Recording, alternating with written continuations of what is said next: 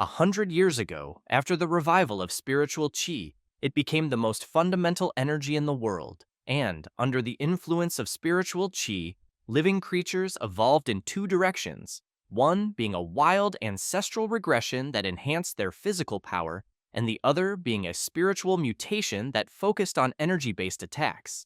And in turn, humanity developed various spiritual qi professions. And at this moment, someone is looking at their phone, seeing someone asking what they should do if they are bitten by a ghost thorn spider. And right below the post, someone is replying that they should look for a spiritual qi professional to have a chance of surviving. So the boy knows the person does not need to panic, because they just need to drink plenty of hot water and lie down in a well-ventilated place to avoid the body getting a bad smell, until his kitten, called Smarty, and whose species is the 100 questions beast, comments that it is very hot.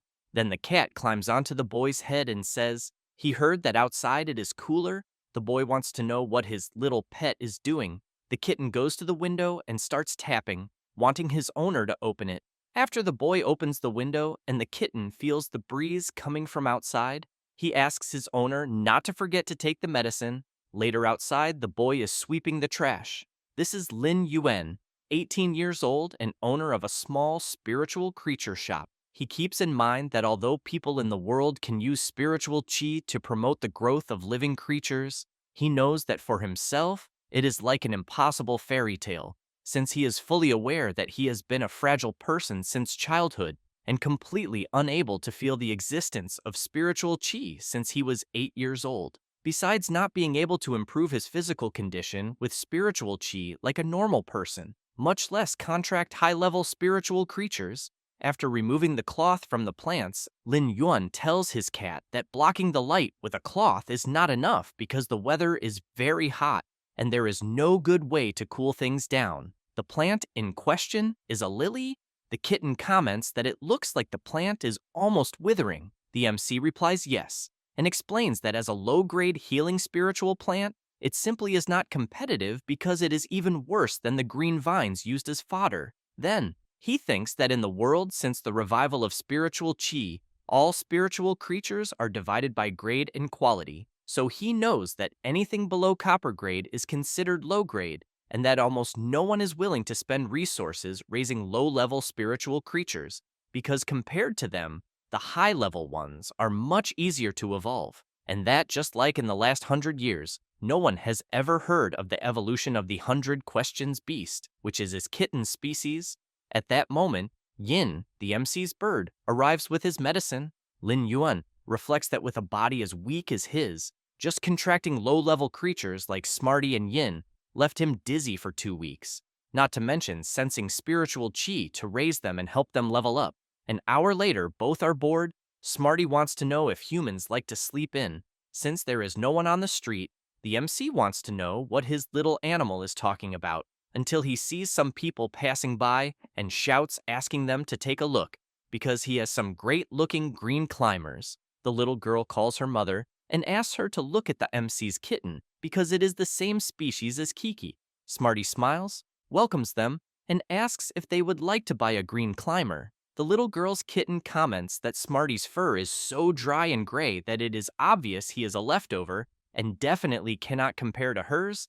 Smarty becomes very frustrated at being considered a leftover, so he shouts saying that both are from the same 100 questions beast species, and that if the kitten has the courage, they should settle it with rock, paper, scissors. Lin Yuan picks up his little pet and asks him to calm down, then asks how he is going to play rock, paper, scissors with his paws, and whether he wants to be taken for a walk to cheer up. Smarty answers yes, so the MC turns and emphasizes that it is fine, because it is not as if they have any business to do. Smarty stresses that if he ate a few more pieces of cooked pork, he thinks he would definitely become smarter and would not have lost to that little cat. After that, they all go outside for a walk, and Yin calls Smarty and asks him not to be sad, because even if he is not as intelligent as other 100 questions beasts, he is stingy. Smarty starts crying and makes it clear to the bird that hearing him say that only makes things worse. The MC takes a deep breath and thinks that if he could at least feel spiritual qi, he thinks things would be different, until Smarty shouts asking Lin Yuan to look to the left, and as soon as the MC turns, he sees a cutlass iron-armored pig and immediately questions what the creature is doing near the park and whether something happened at the farm. Smarty does not think twice and with shining eyes and drooling jumps toward the iron-armored pig, saying that a wild mountain of roasted pork has appeared. But the MC grabs him and wants to know if he is trying to get himself killed because he cannot beat the iron-armored pig. Lin Yuan sees the furious beast and wonders why the creature is angry, because he knows that iron-armored pigs are very docile beasts and that normally what his kitten did should not have made the creature furious. So he really wants to know what is happening. While running from the iron-armored pig, Lin Yuan realizes he is already very tired, more tired than usual. Smarty wants to know if the MC is okay until Lin Yuan loses balance and falls hard to the ground. Immediately, Smarty and Yin go in front of the MC and shout that they will protect him. Lin Yuan says he cannot faint yet and asks his little creatures to run until he feels something strange and wonders where he is. Then he turns upon hearing a voice calling him and sees a copper ring and wonders if it is what he thinks. So he remembers when he was younger and the copper ring disappeared after his own blood fell on it. At that moment, a powerful energy begins to emerge from the copper ring and goes to the MC's arm, who feels everything is returning. The spiritual chi he had been unable to feel since he was 8 years old. With this, Lin Yuan begins to stand up and sees Smarty running from the iron-armored pig. The kitten gets very close to being trampled by the creature, and Yin shouts for the MC to think of something quickly, who in turn thinks that even with the small amount of spiritual chi he just gained, he believes there is not enough time to do anything until the copper ring on his arm begins to shine even more and a power envelops his eye. So Lin Yuan realizes he can see all the information of the iron-armored pig clearly, which is level 3, and of his little pets, level 1. Having this in mind, the MC shouts, telling Smarty to dodge because the iron-armored pig will attack from the right. With that, Smarty manages to dodge, and the MC thinks it is still not good because he knows that even if his little pet can barely evade, the difference in strength between them is still very big. Then Lin Yuan looks at the copper ring on his arm and thinks he needs more power. And with that, while Yin shouts telling the iron-armored pig not to dare hurt his friend, an energy surrounds him. The MC notices this and immediately looks at his copper ring and concludes it is the same energy. Then while observing Yin and Smarty, he wonders if they are about to evolve and whether perhaps it is because of the power of the bracelet on his arm. At that moment, the iron-armored pig lets out a powerful roar, leaving the kitten and the bird stunned and wondering how the pig's roar is so strong. Lin Yuan thinks the situation is not good because he knows that even if his animals are about to evolve, the difference between level 1 and level 3 is still very large. Smarty and Yin continue running from the iron-armored pig so they will not be trampled. The MC shouts, asking Yin to sing to draw the beast's attention and that it can be any note as long as it is loud enough. So the bird begins to sing very loudly, leaving the iron-armored pig very dazed. Lin Yuan, covering his ears, comments that it is a good thing he has experience from having been a training partner more than 400 times before. But the iron-armored pig becomes even more irritated and hits Yin with a stomp. But the MC tells the bird to quickly turn and attack the creature's eyes, because he thinks that if it cannot see, it will not attack. Yin replies that it is fine, but as soon as he spreads his wings, something strange happens, and the power around him disappears. The MC falls to the ground lamenting because at that exact moment, his spiritual power ended. Then, he grabs the bracelet on his arm tightly and begs it to lend a little more power. With that, Yin comments that it seems he has recovered his energy. So without wasting time, he launches his attack and with his feathers blocks the vision of the iron-armored pig. Lin Yuan notices that the beast's vision is obstructed and quickly tells Smarty to use the quick attack, who in turn charges at high speed, saying his master did not even need to ask. Then he delivers several attacks with his sharp claws on the iron-armored pig's nose, making several cuts.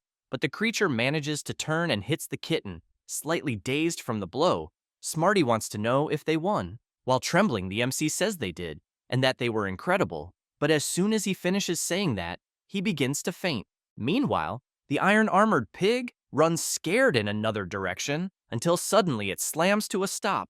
A man in a wheelchair accompanied by a woman comments that he was wondering why things seemed strange around there and wants to know why there is an iron-armored pig in the park.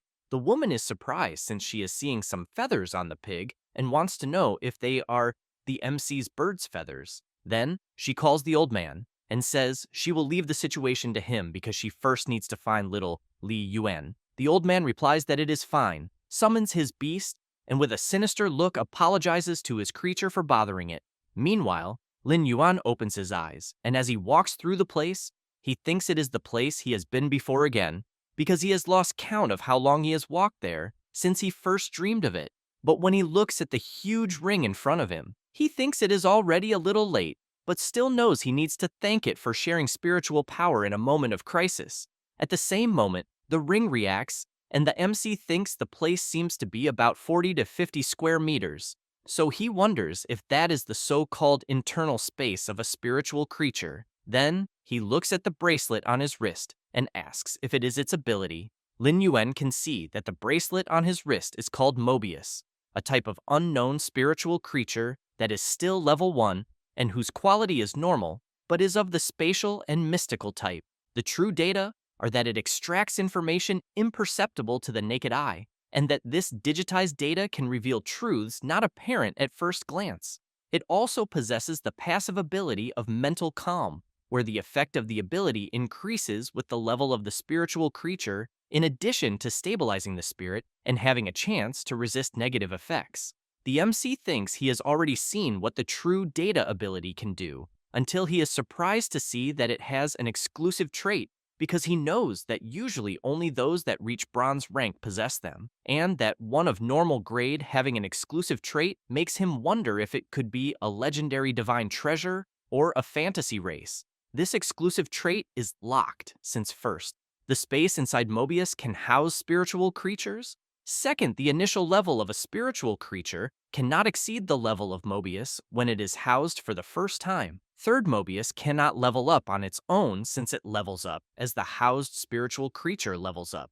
And it will also acquire the initial ability of the housed spiritual creature. However, Mobius itself will not gain new abilities upon leveling up. And finally, every time Mobius advances to rank A, the number of spiritual creatures it can house increases by 1, but its leveling method remains the same. Lin Yuan becomes very confused about this, and begins wondering if it means he can make a contract with a level 1 spiritual beast of normal grade, and Mobius can only level up after he raises it. He also wants to know if to contract another one, he needs to raise a level 1 spiritual beast until it advances 1 level, which is level 10, because he knows that raising low-level spiritual beasts is already incredibly expensive. So he fears that at this pace, even someone with a fortune would run out of money in minutes. And he also knows how broke he is at the moment. However, the MC shakes his head and thinks that this is better than nothing because at least he can feel spiritual power now, and that maybe there is a chance things will get better in the future. Then Lin Yuan begins hearing a voice, someone calling a doctor and wanting to know if he said the MC suffered a mental shock and some weakness. Because half a day has passed and Lin Yuan still has not woken up, the MC recognizes the voice and concludes it is time to leave where he is. Then, while Smarty keeps slapping his paw on the MC's face, he slowly wakes up. When getting up, he smiles a little embarrassed and says he is fine, but wants to know why everyone is worried. The woman from before says that he finally woke up. The nurse emphasizes that the MC's aunt was very worried, but that she will run another test on him just as a precaution. Lin Yuan says he thinks that will not be necessary, but his aunt approaches, calls him, and says he was unconscious for almost 10 hours, and that if he is sick, he needs to seek treatment, because she thinks he does not want something like this to turn into a serious illness. So the MC lies back on the bed and agrees with her. Then he thinks that his aunt and uncle from the house next door always treated him and his little sister well, but he thinks he should not tell them about the contract with Mobius yet. The MC thinks this was expected from an elite-level creature, since it possesses a rare ability. After finishing the exam, the doctor says everything seems fine, but he will need to leave because his wife is waiting for him at home for dinner. The MC's aunt smiles and thanks the doctor. At that moment, a little creature appears with a bag saying that dinner is ready. The MC's aunt tells Lin Yuan that his uncle made the nutritious meal just for him, but emphasizes that if he does not like it, he does not need to eat it. While the MC says he would not dare not to eat the food, Smarty and Yin comment that the smell is great. Lin Yuan looks at his aunt and thinks that his uncle's terror rabbit has always been very mysterious because it is not as energetic as other terror rabbits. So he decides to take a look at the creature's status and sees that everything is unknown. So he is very surprised and reflects that the creature has two exclusive traits and that apparently it does not seem to be a terror rabbit.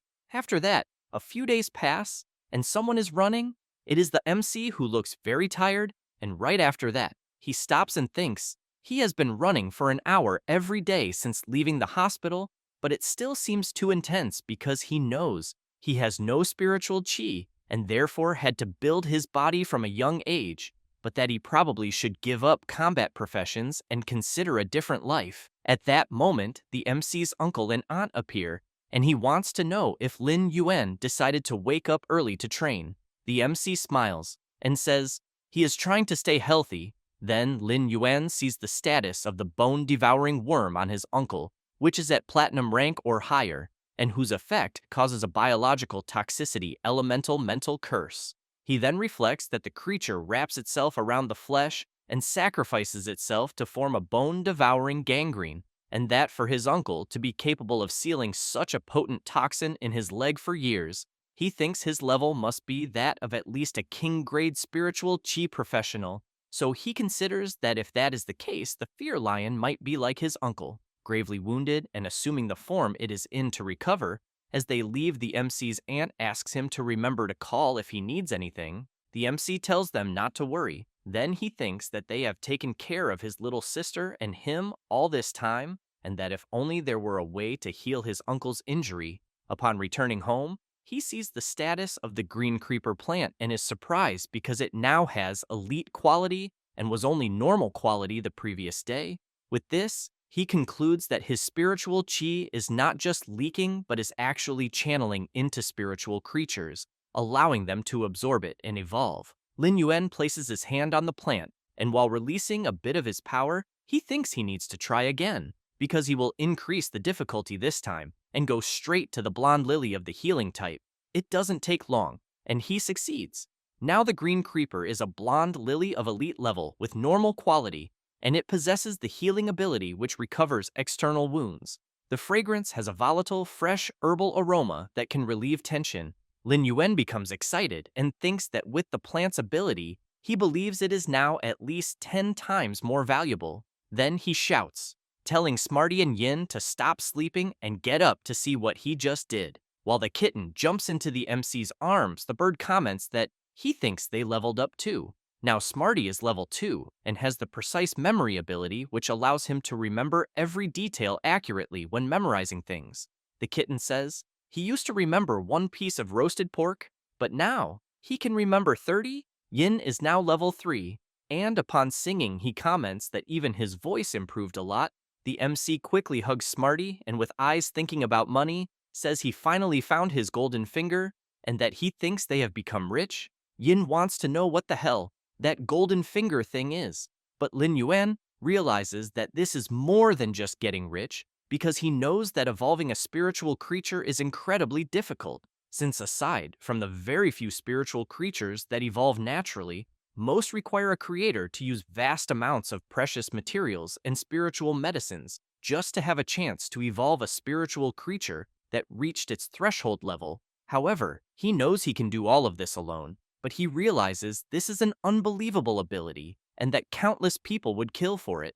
So one wrong move would be, as they say, the tallest tree catches the most wind, and knowing he still cannot protect himself, he needs to do everything to keep this secret from leaking. So he clenches his fist tightly and thinks that to use this ability safely, he needs to become a creator. He knows that using that profession as a front is the only way to stay safe long term.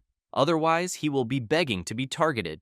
While Yin brings the MC's phone, Smarty warns that his phone is ringing and that it is Xiao Shui. Lin Yuan thanks him and thinks it is time to contract his first spiritual creature. As soon as he answers, Xiao Shui comments that he hasn't called in 2 days but wants to know how the MC is feeling. The MC says he is feeling much better than before, and that he was even planning to clean the yard. Xiao Shui is surprised at what she just heard, then shouts that the MC has no spiritual qi to support him, then tells him to leave the yard alone until she gets home. Lin Yuan emphasizes that he is only tidying up a bit and that it is nothing major, so he thinks she does not need to worry because her older brother is not that weak, but wants to know if she remembers the promise they made where she must study hard at school and not waste her talent. Xiao Shui takes a deep breath and says she knows very well. After hanging up, she thinks she cannot disappoint her brother. Later in the classroom, the teacher is scolding the class and informing them that in the next 2 days they will contract their first spiritual creatures and that she does not need to emphasize how important this is. Although the quality and level of a spiritual creature are crucial, the spiritual chi professional's own level also affects their battle performance. She then stresses that for combat professions, the compatibility range also differs for each type, and that if they choose a spiritual creature that does not align with their own affinity, it will be very difficult to form a contract, and they may even suffer damage to their own mental power. The teacher also makes it clear that even for life-type professions like artisans or weavers, a person needs a deep and long-term understanding of spiritual creatures to be able to fuse spiritual materials, and that the class they will have will be aimed at training combat-type professionals, and therefore synergy is something they must consider very carefully. After the class ends and the students say goodbye to the teacher to leave, she asks Xiao Shui to wait a moment. Then she goes to her and asks if she does not want to reconsider the spiritual creature she is contracting because she is aware of her family's situation, but emphasizes that her talent is exceptional since the selection of the Federation's 100 children is approaching, and she cannot let such an opportunity pass.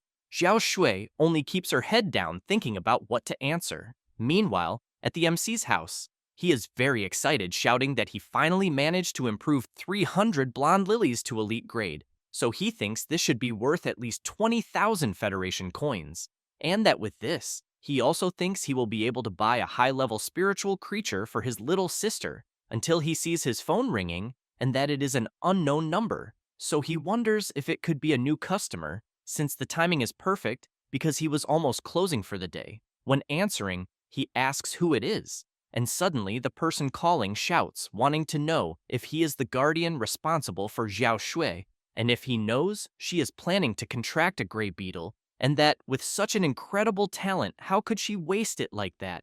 Lin Yuan knows that the gray beetle is a normal level spiritual creature that a person can buy for 200 coins. It is extremely aggressive, and its abilities are worthless. And basically no one contracts them since they only serve as food for high-level insectivores.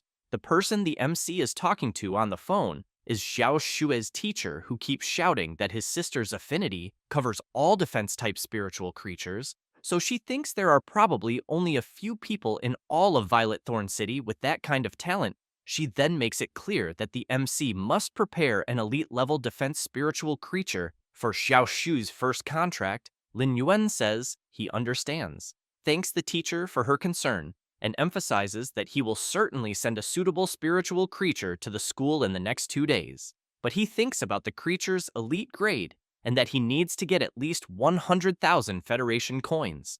So he concludes that time is very short and that he will need to improve all the green creeper plants he has there from normal grade to elite grade, and then sell them to obtain a high-level, defense-type spiritual creature for his little sister. After that, and already the next day, Lin Yuan looks like a zombie, thinking that finally, after an entire night of transmitting spiritual QI, he feels completely exhausted, but even so, he finished in time. He keeps in mind that the spiritual creature market is a suspicious place, and therefore thinks it's better to cover himself as a precaution. Then he asks Smarty if he is sure he wants to accompany him. The kitten comments that staying behind to guard the house doesn't work anymore, and that besides that haggling is one of the tasks of a 100-question monster.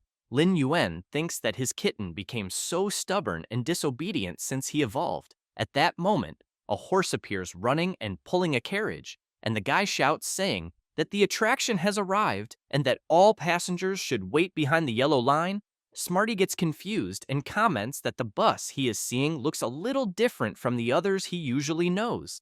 The MC emphasizes that this is because he has been reading history books and not a modern transport guide. Since a century after the revival of spiritual QI, all kinds of spiritual creatures replaced some of the old locomotion machines.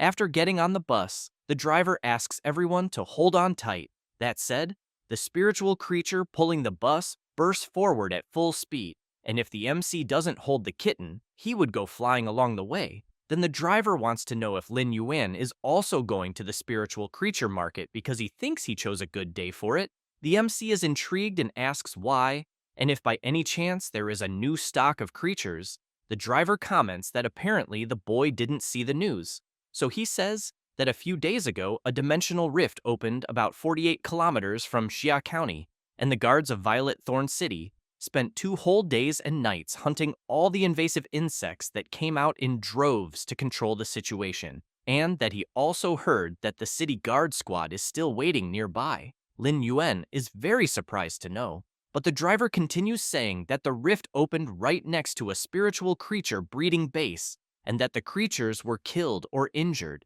and some of the employees who escaped are selling the remaining wounded monsters at the market. Smarty concludes that that's how the armored pig escaped and appeared in the park the other day. The driver emphasizes that it was especially the armored pigs, and that several of them escaped. He also says that he managed to buy a really cheap one the day before, and as soon as it was placed on the table, his whole family feasted on it. The MC thinks the driver is quite impressive, but asks him to drop them off at the closest intersection to the stall ahead. Then thinks this is great, because severely injured and disabled spiritual creatures definitely won't be very expensive. After that, the MC arrives at the place he asked for. Smarty asks the MC to stay calm and asks what kind of spiritual creature they are going to buy and what the budget would be. Lin Yuan replies that it will be an elite-level defensive spiritual creature, but a little discouraged. He says that the budget will be around at least 100,000 Federation coins. Smarty widens his eyes in surprise and comments that the MC has only less than 20,000 in savings. Lin Yuan says that this is why they will exchange the green creepers and the blonde lilies he improved the night before. Smarty comments that he thinks someone will definitely take advantage of them, since he knows that a normal quality green creeper costs between 1,500 and 3,000, which means that the amount they have there will still fall short in the end. Lin Yuan notices a strange reaction from some plants he is observing, and wonders if they are calling him because now he can clearly feel the instinctive approach and rejection of other spiritual creatures. Then he reflects that the lighter the glow, the friendlier the aura, and that apparently the clear pond carps, hell orchids, snow lilies, and thousand-hand jade, judging by the aura, make him question whether his affinity range is really that wide, since he knows he has high affinity for healing and support types, and that plant-type spiritual creatures are instinctively drawn to him. His sister's affinity is for defensive types. Then the MC hears Smarty asking him to look to the side and see something since he is negotiating a creature with the seller, who makes it clear that his final offer is 60,000. But the kitten continues bargaining and gives a counteroffer of 20,000. Lin Yuan sees that the creature his kitten is bargaining for is an elite-level sturdy skin rabbit of the defensive type, just what his sister needs. The rabbit has a hardened skin ability that creates a resilient keratinized shield over its skin to block damage. The MC feels embarrassed, apologizes to the seller, and explains that his 100-question beast is a bit reckless sometimes. Smarty wants to know what the MC is doing because he thinks that if he had continued negotiating, he could have managed to buy the rabbit for 20,000. After that, Lin Yuan quietly asks Smarty if he has never heard of price checking. Then they start walking around the place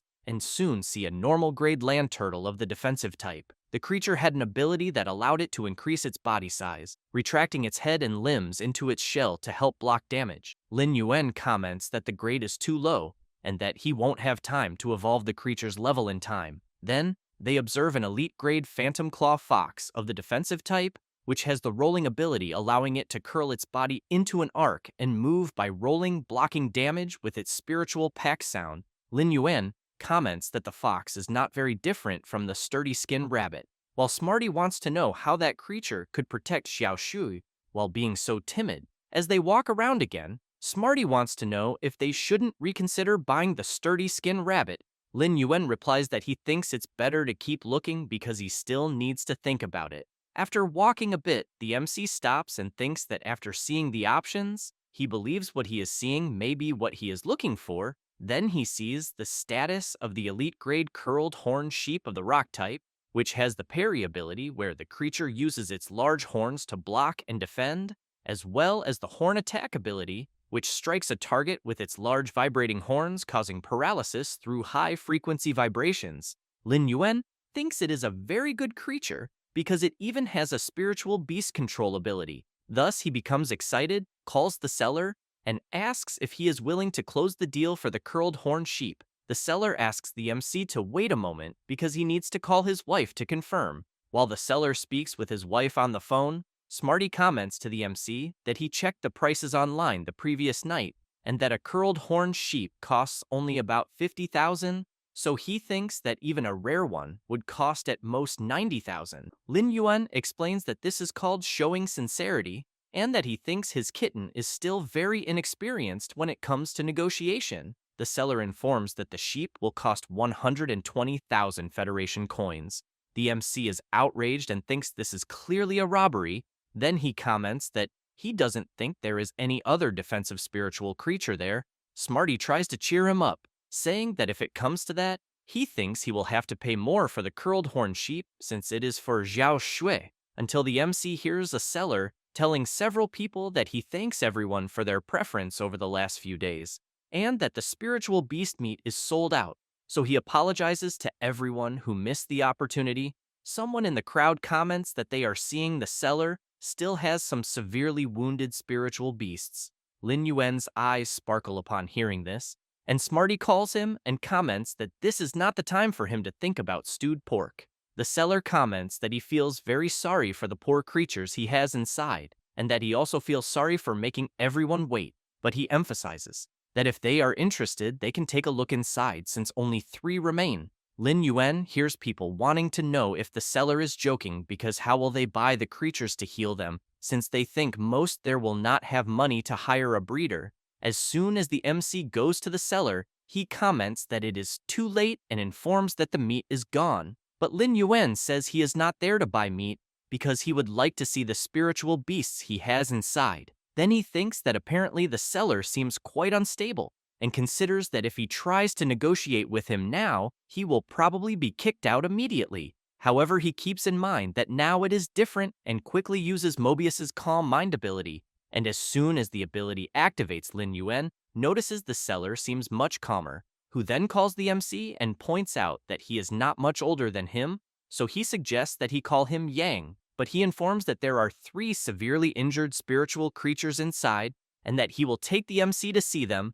As soon as they enter inside, the seller says that as the MC can see, they are 2 web-casting spiders and that they even seem healthy enough from the front, but their abdomens were torn open, so he thinks that at this rate they will not last more than 2 days. Lin Yuan sees that the spiritual creatures are venom-type web-casting spiders, which possess the thread-casting ability that spits sharp, barely visible silk threads along its path, and the venom web ability, which launches a toxin-filled web forward. The MC keeps in mind that if it weren't for the dimensional rift, they would have become bronze-class spiritual creatures in a short time. Then, he comments to the seller that if the spiders didn't have wounds, he thinks they would probably be sold for 300,000 Federation coins. The seller emphasizes that it would be more than that, and explains that support-type spiritual creatures with control and poison abilities can be sold for an even higher price. But at the moment, he thinks he would be lucky to get 150,000 Federation coins for both together.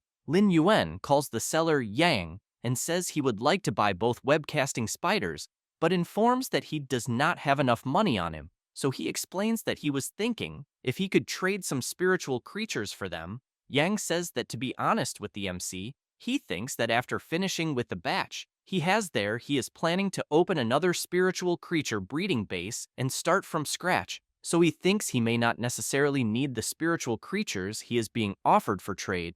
Lin Yuan smiles and asks the seller what he thinks. If the creatures in question were elite green creepers, Yang wants to know if the boy truly wants to trade elite green creepers and what the quality of his vines is. Lin Yuan makes it very clear that he has full confidence in their quality and that if needed, the seller can go to his house and inspect them first. Yang thinks about these green creepers since he knows that these seedlings are priceless, because anyone who wants to sell them usually asks double the market price. Then he shows the last spiritual creature remaining there, which is an elite grade stone ox rhino of the earth type. It possesses two abilities. The first is stone horns, which coats its horns with stone and launches a reckless and self-sacrificing attack. The second ability is sacrifice, which means when its contractor is hurt, it voluntarily takes part of the damage. The MC immediately becomes very excited and wants to know how much seller Yang is asking for the rhino, since he knows it is an epic quality creature about to reach bronze rank and also knows it is a defensive type perfect for his little sister.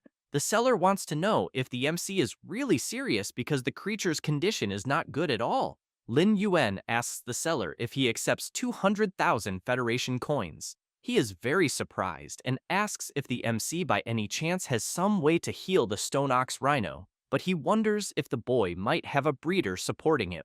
Then the seller wants to know if the MC is saying he will take all three creatures, and if he wants to trade the elite green creepers for them. Lin Yuan crosses his arms, laughs, and asks Mr. Yang to trust him because he thinks the green creepers will not disappoint him.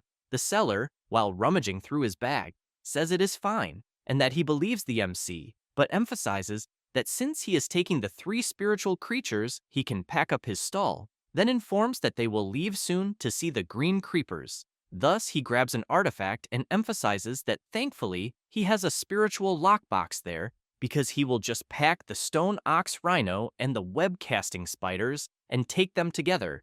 That said, he throws the box, and as soon as it enlarges, Yang says it is a spiritual lockbox, a patented invention of Ostrich Logistics, which can store spiritual creatures inside it and whose size adapts to the box, while the weight is nullified, making them light and easy to carry. Smarty is very impressed with the artifact and asks if something like that really exists and why they never used one before. Lin Yuan takes a deep breath and answers that it is because his family never had spare money for something like that before. After the Stone Ox Rhino is pulled inside, Smarty wants to know if the seller actually managed to put the creature inside. Yang emphasizes that the spiritual lockbox is bronze class, but he fears the Ox Rhino will never have a chance to evolve into a spiritual creature of the same level. Then he summons his bronze-level tumor-crowned fire lizard, which possesses the fang discard ability that during a bite allows it to detach its fangs, leaving them embedded in the target's body, and the death roll ability, which after biting a target makes it spin and rotate its body using its mouth as a pivot to tear flesh and bone. In addition, it has the exclusive trait burning venom, where proliferating venom glands connect to the salivary glands, infusing its saliva with a burning toxin. While the lizard nuzzles the seller, he wants to know what the MC thinks of his spiritual creature. Lin Yuan is very impressed, and while moving around observing the fire lizard, he comments that it really is a bronze-level spiritual creature, and that the burning venom trait grants a powerful offensive advantage. Then he thinks it is a rare opportunity to observe a bronze rank up close. The seller thinks the boy is quite amazing, because he seems to have mastered the specialized knowledge of a spiritual creature researcher at such a young age. So he thinks that if he is not a natural prodigy, he must have a master guiding him. Until the seller turns around when he hears someone calling him, several angry people appear wanting to know what his big idea is, summoning the fire lizard out of nowhere because their creatures got very scared. Yang becomes a bit embarrassed, apologizes, and says he is already leaving. Thus, after everyone mounts the fire lizard, the seller asks everyone to hold on tight. That said, the spiritual creature bursts forward at full speed. Lin Yuan tries to hold on at all costs and thinks the lizard is going very fast, even faster than a carriage-pulling mule. After arriving at the MC's house, the seller comments that the place is closer than he thought. Then Yang says the MC is in great shape because most people cannot avoid feeling nauseous the first time they ride a creature like his. But he emphasizes that this is still nothing, because if a person rides a flying spiritual creature and looks at the world from above, that will be real excitement. Lin Yuan says he should be thanking him since it is his first time riding a spiritual creature with a police patent, then makes it clear that his place is a bit simple. Yang begins noticing the surroundings and thinks the place does not look like somewhere a breeder would live in seclusion, and that if the MC's green creepers are not up to par, he thinks that unfortunately, friendship is friendship but business is separate, until he becomes very surprised because he is seeing several green creepers in front of him. So he thinks there is definitely a breeder involved because he knows it is impossible to cultivate elite-level green creepers of such quality without a breeder's help. Yang, still very impressed with the plants, says that what he is seeing is far beyond his expectations because the green creepers are already premium quality, a rare item that few merchants could find on Starnet. Lin Yuan says that before the green creepers evolved, he added energy ore to the soil, so their root systems are very well developed, and he definitely does not think there are any problems with their quality. When breaking a piece, the seller realizes the sap of the cutting is so rich, so he thinks the boy was not exaggerating. Then he remembers a time when he was questioned for not even managing to prepare heavenly treasures, and for wanting to visit a master breeder. Thus, he reflects that to obtain a breeder's help, a person must offer them the spiritual materials they like, but he knows that at his level he has no way to obtain such materials. However, he considers that if he can win the MC's favor, he thinks things will be very different. Lin Yuan wants to know if the seller is satisfied with the green creepers. He replies that he is very satisfied and that they can already talk about the price.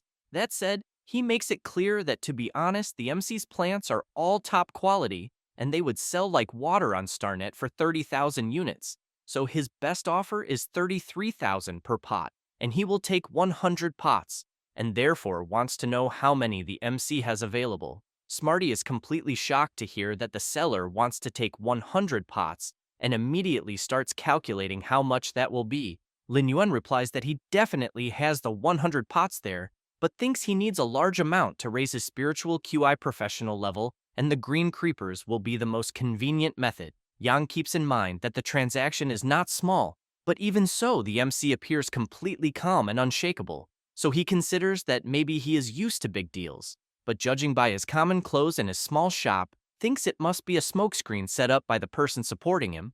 Then the seller wants to know how many days the MC will need to prepare the goods.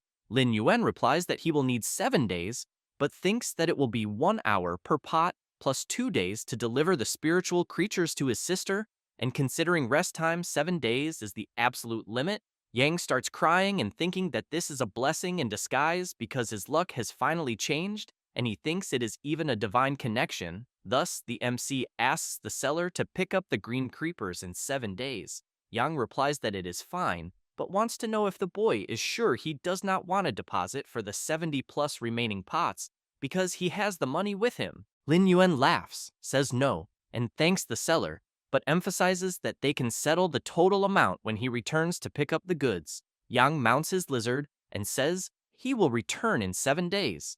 Lin Yuan replies that it is fine and thinks that now he needs to go to his most troublesome task.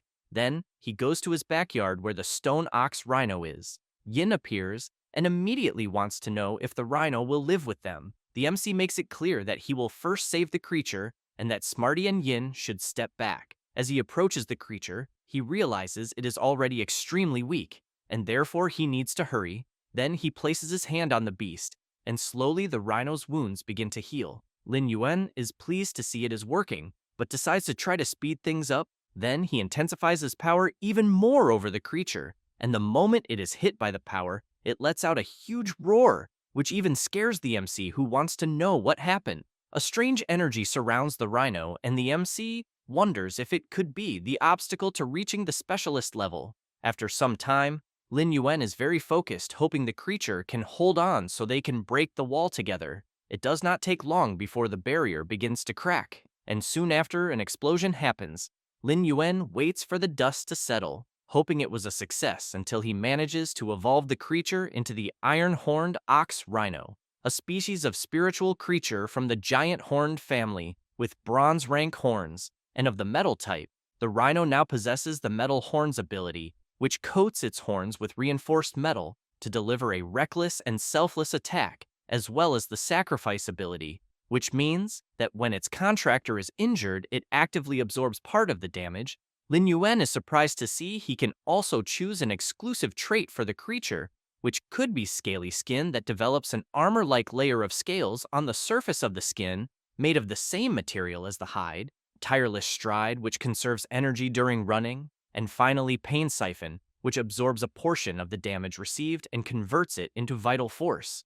The MC tries to decide which exclusive trait to choose because he knows two of them are very good. Then he begins imagining that a skill like tireless stride is completely useless for a defensive-type spiritual creature. Then he reflects on scaly skin, which he thinks should create a relatively thick layer of scales on the creature's body, increasing defense, but he thinks the friction of the scales might cause some damage during a charge. And finally, the exclusive trait pain siphon, which allows the rhino to absorb part of the damage suffered and heal at the same time. Thus he concludes this makes such an ability perfect for a sturdy brute that begs to be hit, so he ends up choosing pain siphon and immediately thinks that if he uses the metal horns ability and pain siphon correctly to create a positive feedback cycle, it becomes less of a defensive type and more of a heavy offensive spiritual creature wearing defensive clothing. Lin Yuan gets excited thinking it is the first perfect spiritual creature for Xiao Shui and wonders who would dare go near his little sister. Smarty wants to know if that would not make Xiao Shui and the iron-horned ox rhino a Beauty and the Beast combination. The MC gives a slight smile and replies that he does not care because his little sister's safety is the most important thing. However, he goes to Smarty and asks if he is not a beast. Then he thinks it is exactly as he imagined, because not only did the iron-horned ox rhino level up, but his own spiritual power also increased.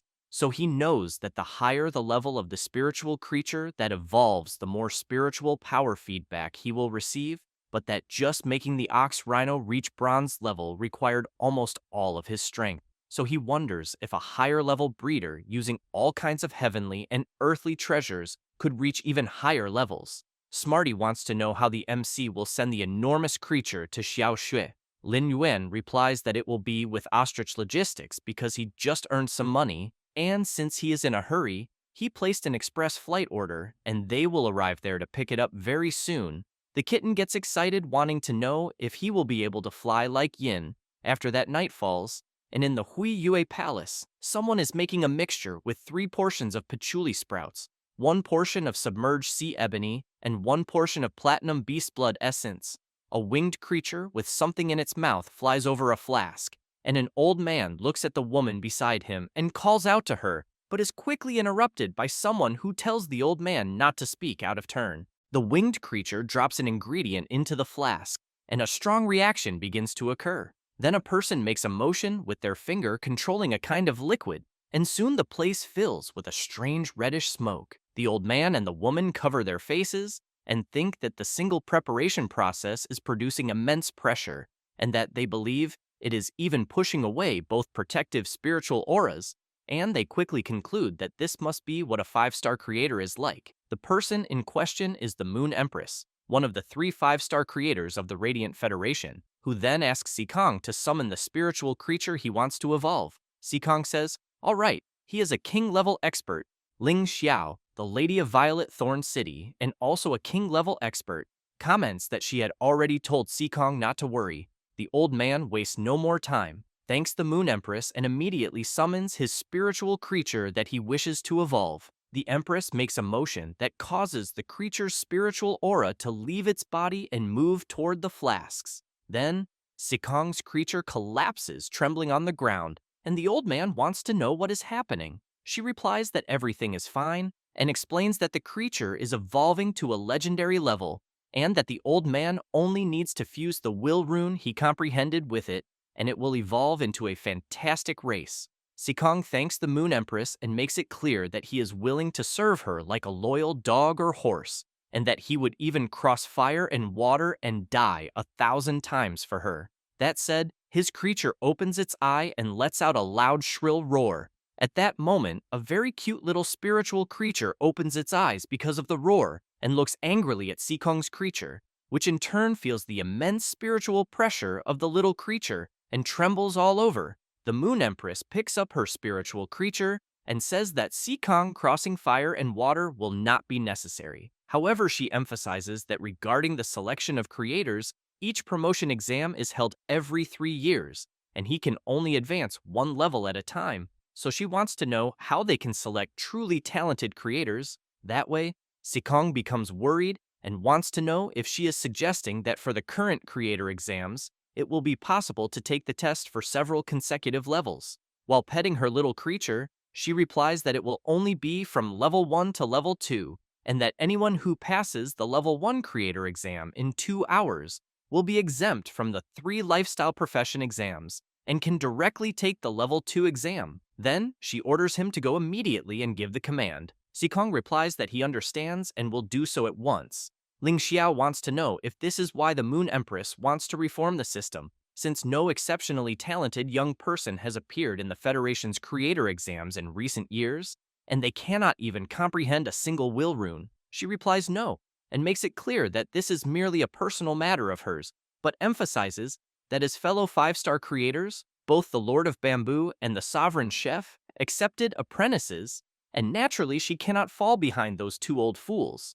Ling Xiao is very surprised and wonders if the Moon Empress will really accept an apprentice. Then the Empress says that besides that, the dimensional tide is approaching, and Violet Thorn City is the city with the most aberrant insect dimensional rifts. So she makes it clear that since Ling Xiao is the lady of the city, she must be diligent in her duties to protect the land and its people, because every rift must be guarded and no failures can occur. Ling Xiao asks the Empress to rest assured and emphasizes that as the lady of her city, she will forever be the foundation of Violet Thorn City. Meanwhile, the MC is flying at full speed atop a spiritual creature. The driver looks back and asks if the boy is all right, then warns that the flight will get smoother once they are above the clouds. A bit embarrassed, Lin Yuan says that everything is fine. Thus, the driver comments that the MC's 100-question beast is really lively, but emphasizes that it is a pity they are overloaded on the trip.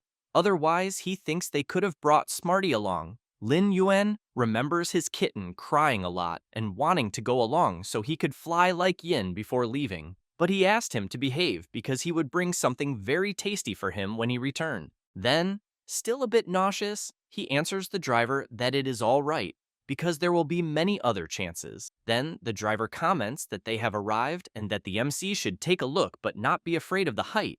As they pass through the tall mountains, the driver says it is a famous and magnificent view near Violet Thorn City and wants to know if it is the MC's first time seeing it, since the moonlight is beautiful and bright, because he thinks it would be quite boring if it were completely dark. Lin Yuan, after observing around, becomes excited and says it is a once-in-a-lifetime experience until he is surprised to feel something condensing in the air of his consciousness and immediately wonders if it could be a will rune.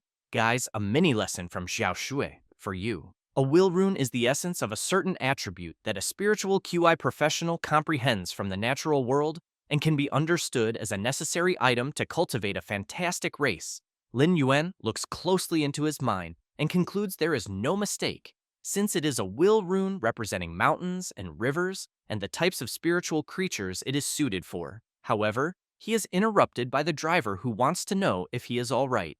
The MC replies that he is fine, because they have been flying through the mountains for a while, but wants to know how long until they reach Violet Thorn City. The driver says probably by morning. Lin Yuan becomes confused and asks if they should not have arrived before dawn. The driver explains, it is because the MC had to come along and got sick at the beginning, so he had to slow down, still visibly nauseous. Lin Yuan asks the driver not to worry about that anymore and to go full speed. The next day at Xiao Shui's school, she is walking among the students and hears some wondering if they should not be contracting spiritual creatures that day, and why they are going to the training field until someone answers that it seems the schedule has changed. Right after the contracting of spiritual creatures, there will be a practical combat class, since they heard it is because of the selection for the 100 children of Violet Thorn City, and all the academic year course schedules were moved forward just to select the truly talented people. After everyone gathers,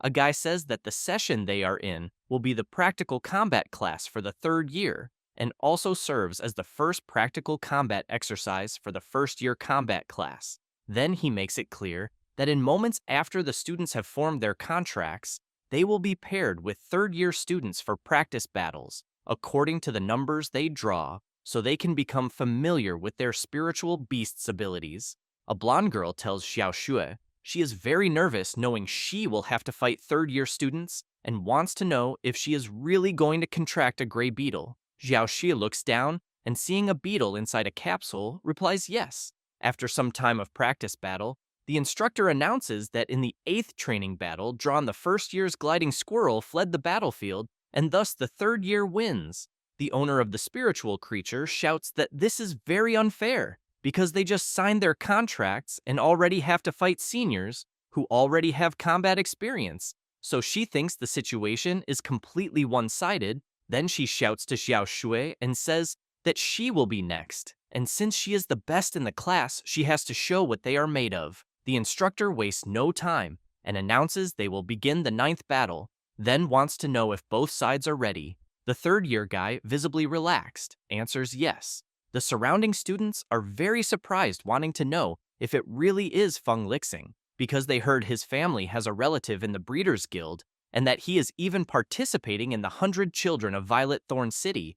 Other students want to know if Xiao Shu is also not highly respected, but they heard there is a problem with her spiritual creature. Feng Lixing thinks that the latest news arrived from the Breeders' Guild the night before, and that now he faces a series of obstacles to increase his win rate. He knows that not only the 100 Children of Violet Thorn, but even becoming a disciple of the Empress of Light would not be out of the question, as he is on the verge of a meteoric rise. And carefully observing Xiao Shui, he reflects that he also heard she plans to contract a gray beetle, so he knows that in that case, she has no chance of winning, and that if she must blame someone, he thinks she should blame the unfortunate circumstances of her family for wasting her talent. Xiao Shui looks at the beetle in her hand, and thinks that even if she only has it, she cannot simply give up. Thus she shouts, telling the instructor she is ready, but someone begins calling her. As soon as she turns, she sees the teacher pulling a creature. The teacher, as she approaches, says that what she has there is the best she can do, and says that the yellow-spotted dog is at least elite, since she thinks Xiao Shui cannot waste her talent with a gray beetle.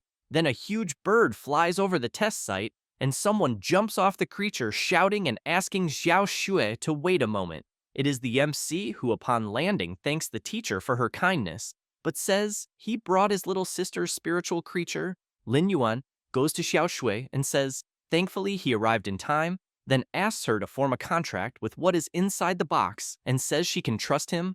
The teacher wants to know if she can really trust the MC, because if not, she can try the yellow-spotted dog, although it is not very obedient.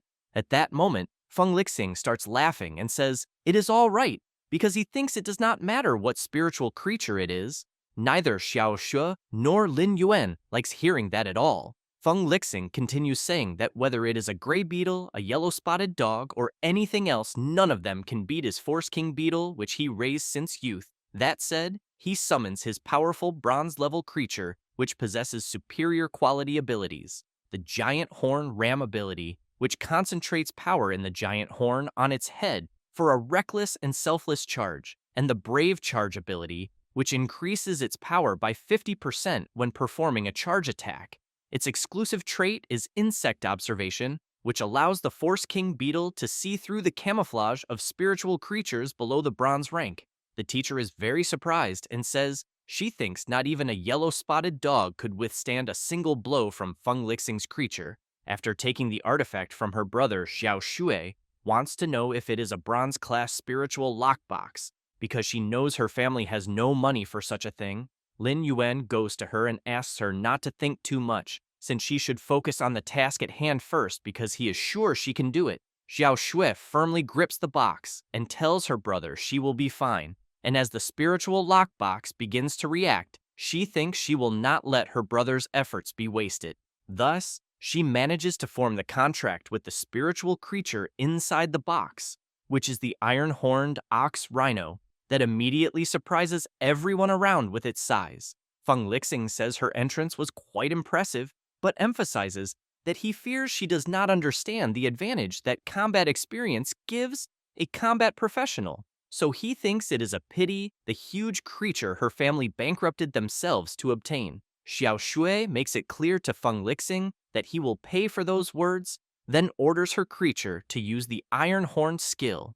The teacher is very pleased to see that the spiritual creature the MC brought is an iron-horned ox rhino, because she knows it can be considered the best of the best among bronze-level defensive spiritual creatures, and its horn is worth 700,000 Federation coins.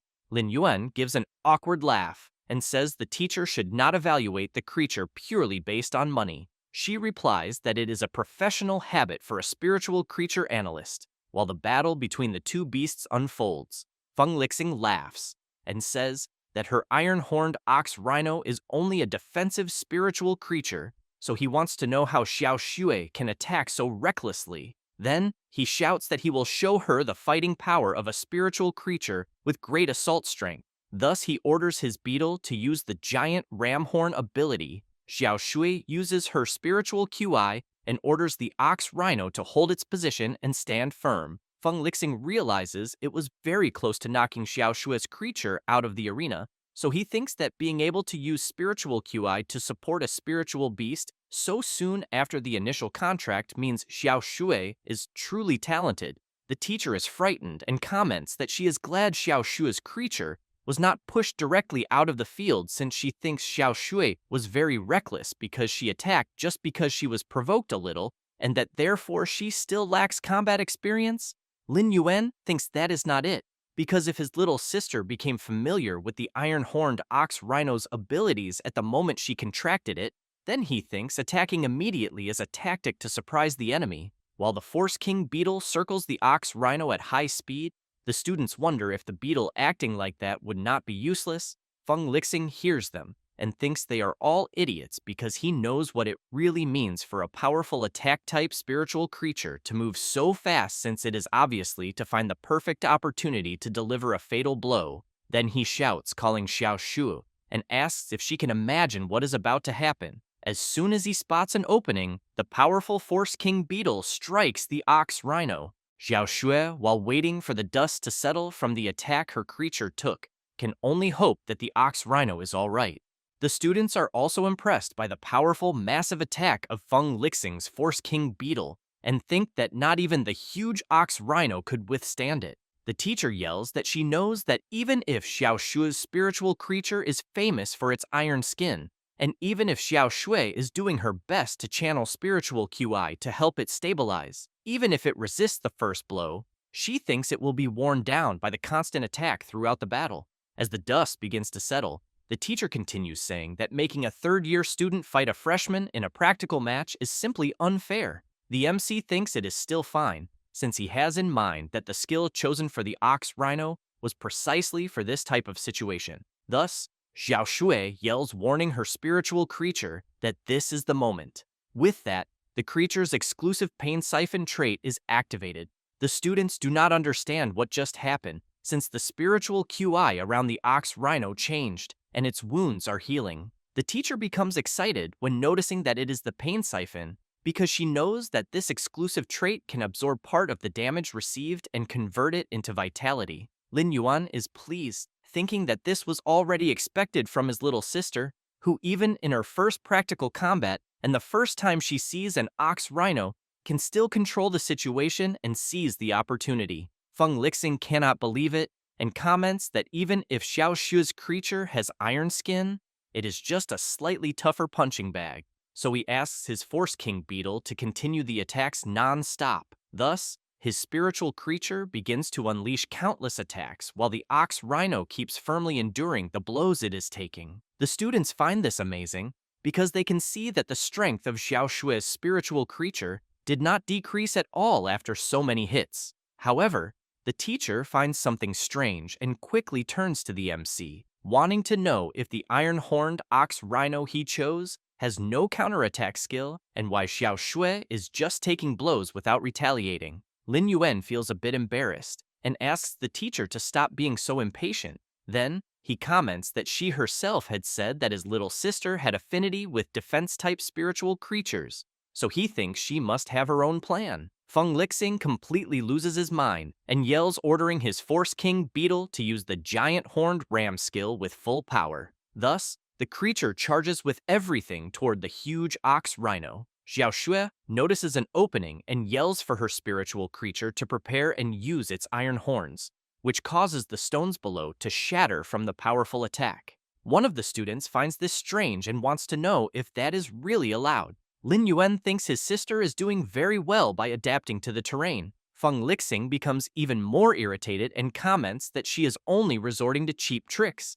then once again asks his beetle to crush the ox rhino. The creature completely destroys the huge rocks that were in its way, but Xiao Shui keeps telling her spiritual creature to hold firm and use the iron horn skill, and both creatures collide with their attacks. The students wonder if the ox rhino really resisted the impact clash, but upon seeing them in an intense and fierce strength battle, they want to know why it seems they are in balance, since the Force King beetle clearly had the advantage. The teacher asks the students to pay attention and explains that in reality, it is because the Force King beetle's skill, the giant horned ram, is a self-sacrifice attack that disregards its own injuries, and that it seems that when facing the ox rhino's defense, each attack also caused some damage to the beetle itself. Besides that, the Force King beetle was probably raised especially according to student Feng's preferences, seeking only maximum attack power and precise attack blocking. Therefore, he thinks the possibility of his attack being blocked by a spiritual creature of the same level was ignored. Lin Yuan keeps in mind that this high attack and high agility training method the teacher just explained aims to gain suppression power in a duel and end the battle quickly, but he also knows that if the person cannot defeat the opponent quickly, a major reversal can happen. And at that moment, that is exactly what happens, where the ox rhino begins to pressure Feng Lixing's Force King beetle, and the students quickly start commenting that it seems luck is on Xiao Xue's side. The teacher hears this and immediately makes it clear that it is not luck, then emphasizes that although both are spiritual creatures, when it comes to a prolonged strength battle, the body balance of an insect-type spiritual creature simply cannot compare to that of an iron-horned ox rhino. She also says that the mental state of the contractor affects the condition of their creature, and that everything she just said are all points from the textbook. Feng Lixing begins to panic, thinking that a mere freshman who not only contracted a copper-level spiritual creature, but is currently blocking the attack of a powerful attack-type spiritual creature with a defense type, then thinks that, if that is the case, he will no longer mind since this is normal in practical combat. Then he asks his beetle to take some distance and attack Xiao Shui directly from the other side. Thus, the beetle jumps back, starts spinning, and changes its trajectory heading towards Xiao Shui. The teacher becomes worried and yells that this is against the rules. However, Xiao Shui remains focused and continues asking her spiritual creature to use the iron horn skill on the ground. With this, a huge stone pillar rises from the ground, blocking the beetle's attack and throwing it far away. But Feng Lixing's creature ends up falling outside the arena mark, and he, in turn, cannot believe he ended up losing. The instructor announces that the winner of the 9th battle is Xiao Shui, and all the surrounding students go wild with the result. The teacher becomes excited and comments that apparently the repeated use of the iron horn skill helped accumulate enough stones on the field, making the iron horn strong enough to flip the Force King beetle, and that this was already expected from the student in whom she has great hopes. She also comments that the MC did not do badly at all, for she did not expect him to get his hands on such a good spiritual creature. Xiao Shui runs to her brother and he congratulates his little sister on the beautiful victory. Curious about something, she starts pounding on her brother's chest, wanting to know where he got the money and if by any chance he sold their family shop. Lin Yuan asks her to calm down first and says that everything is fine at the moment because business is going well.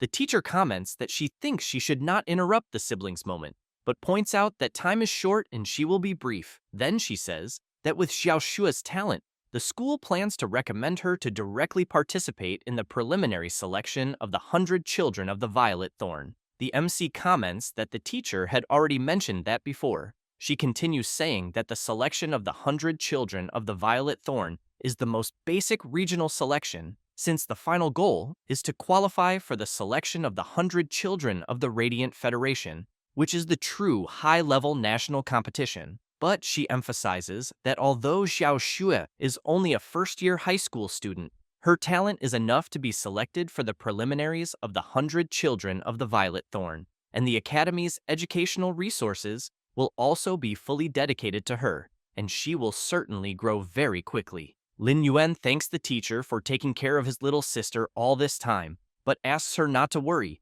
because he will also dedicate all his effort to Xiao Shu's spiritual creatures and resources from now on. The teacher tells Xiao Shu that if she does not have class later, she should show her brother the school. Lin Yuan calls the teacher and asks what she will do with the yellow-spotted dog.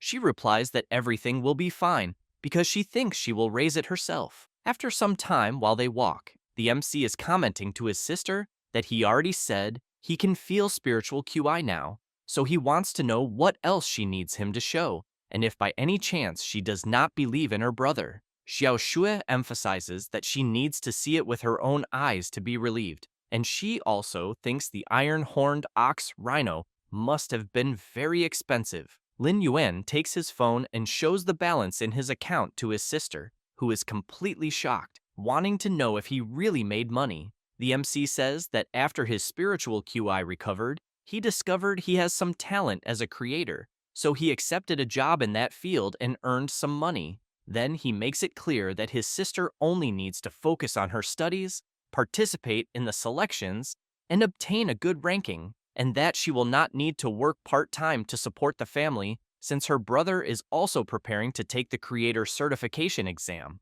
After saying that, he calls her to eat something delicious to celebrate her victory. Meanwhile, the teacher is feeling awkward, wanting to know if the yellow-spotted dog eats meat buns.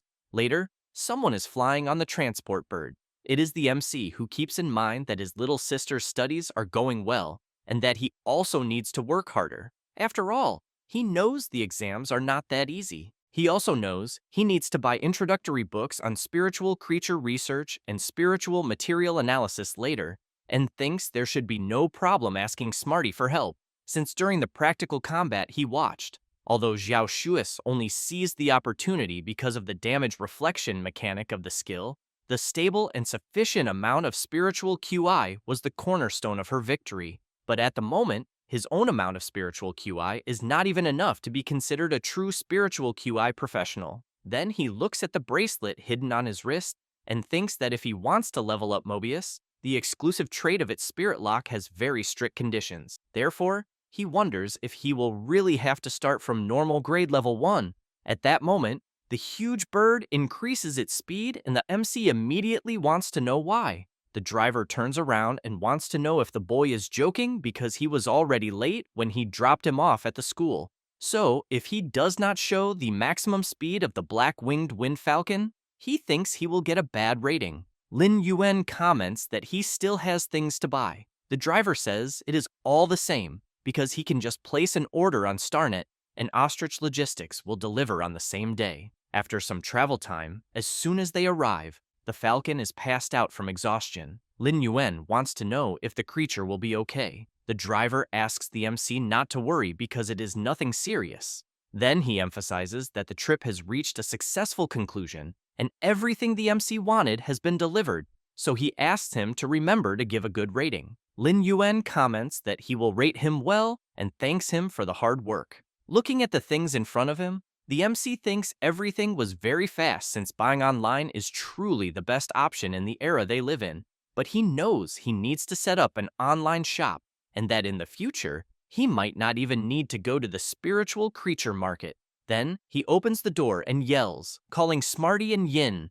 They come running, and Yin wants to know what delayed the MC so much. Smarty, with watery eyes, comments that they missed him. However, he suddenly slams to a stop, saying that this is not right. And while Yin hugs the MC affectionately, Smarty becomes nervous and says he does not care about him. Yin asks Smarty not to be angry and wonders if the MC did not take him flying all day. Lin Yuan tries to calm the kitten, saying that next time, he will definitely take him. Smarty makes it clear that he has every right to stay angry for 2 days because not even cooked pork will cheer him up. While taking something out of his pocket, Lin Yuan thinks that his kitten is always so childish, but he knows he was already prepared for this. So he takes a canned cat food and, with a bizarre expression, calls Smarty and says it is an apology gift he specially ordered for him. The kitten drools from the smell he is sensing and comments that he cannot resist something like that, but makes it clear that it is not that he is no longer angry, he just shortened the duration of his anger. While the kitten devours the food, Yin wants to know if he will also get something. Lin Yuan takes an elite green creeper and says it will be exclusive for Yin and that it will be his personal feed from now on. Then, Smarty wants to know if the MC is not going to eat. He picks up a box and says they will eat first because he needs to organize the goods. After arranging all the green creepers, the MC takes a deep breath and comments that he really did not expect there to be so many, until Yen finds something strange in one of them and says there seems to be a different plant among the others. Lin Yuan picks up a card that says if you buy 100 green creeper pots, you receive a blonde lily of the same quality for free, so he wants to know if they have this type of sales promotion. Then he remembers the information about the blonde lily and immediately questions how he could have forgotten that since the spiritual creatures that serve him are healing type, support type, and plant type. So he becomes excited, lifts the blonde lily pot, and comments that it is a healing type spiritual creature that has a healing skill at normal grade. Then, he quickly goes up the stairs and asks Smarty and Yin to stay down there taking care of the other plants. After arriving in the room, he puts the pot on a table, and while stretching, thinks that it is time to try something. Thus, he activates his exclusive Spirit Lock skill. However, he knows that he has not rested in a long time, and that his mental power is not in its best state. But even so, he knows that once the bow is drawn, the arrow cannot be diverted. With that, he manages to make his contract with the plant and the spirit lock is completed. Lin Yuan looks at his bracelet and notices that unlike before, there is no drain on his mental power, so he knows that as long as he continues injecting spiritual QI, he can start chain leveling up next. 1 hour later, the MC manages to upgrade the blonde lily to elite grade and legendary quality, possessing the healing skill that recovers external injuries. Very tired, he takes a deep breath and thinks that he finally managed to level up. Then he looks at Mobius's status and notices that the species of the spiritual creature remains unknown. But now, Mobius's level is elite and legendary quality, the skills remain the same, as well as the exclusive trait. However, as the MC is surprised to see his rank increase, he begins to be pulled into Mobius's bracelet. Then he immediately wonders if the place he is in is the spiritual space of Mobius's lock, because it seems to be twice the size of last time, until he hears a voice asking if he can hear. Lin Yuan turns around and replies that he can hear him loud and clear, and that it has been a while since he last saw him. Another very quick mini-lesson from Xiao Shui. When a spiritual QI professional forms a contract with a spiritual creature, he consumes mental power, and a person can contract 2 to 3 spiritual creatures in their lifetime, with the known limit being 5. Spirit Lock is Mobius's exclusive trait, and it can achieve the same effect as forming a contract. But the contractor does not need to spend any extra mental power. Instead, the cost is borne by Mobius, and the number of spiritual creatures contracted is determined by how many times Mobius leveled up. And the price was that during the first 10 years after Lin Yuan made a contract with Mobius, his ability to sense spiritual QI was reset, and his mental power became abnormally weak. Then the MC wants to know if Mobius can speak now. He replies that reaching elite level is enough. Lin Yuan looks around and asks if that is the space of his exclusive skill. Mobius replies yes, and explains that it is the locked spiritual space, and since the MC is his contractor, he can modify it at will and store spiritual creatures. The MC looks ahead and immediately asks about the function of the pool he is seeing because he cannot feel any spiritual QI coming from it. Mobius says there is absolutely no spiritual QI and that it is just ordinary water. Lin Yuan becomes intrigued by this, but Mobius comments that water brings wealth, which leaves the MC even more confused. Still intrigued by the pool, Lin Yuan throws a stone into it, and upon seeing the reaction, he comments that even low-quality energy stones in flower pots can emit spiritual QI effectively. Mobius explains that in the external environment, it is inevitable that some spiritual QI dissipates, and the usage efficiency cannot reach 100%. but the locked spiritual space prevents spiritual QI from leaking, and if better energy stones are placed, the spiritual QI will become very rich over time. Lin Yuan wants to know if strengthening spiritual creatures there in the future would not result in much higher efficiency.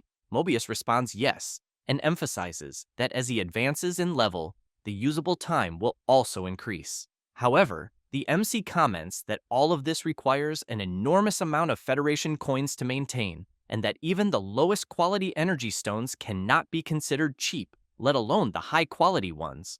At that moment, Mobius begins to fade, and the MC wants to know what is wrong. He replies that it is nothing, but currently, he can only maintain a clear communication state for half an hour each day, so he says that the time is already running out. Before disappearing, Mobius makes it clear that he is the first spiritual creature the MC contracted, so he felt deeply the mental power and spiritual QI perception that the MC lost over the last 10 years. Lin Yuan says he does not mind that because he thinks these 10 years also allowed him to discover many things. After returning, the MC still thinks that beyond that, he now has hope again, and that the road ahead is still long. Thus, he stretches his wrist and comments that the challenge has only begun. However, for the MC, at this moment, sleep is the greatest force. And after a few days improving his powers and Smarty doing online research, on the umpteenth day of hard work, Lin Yuan looks out the window and comments that it seems to be quite late already.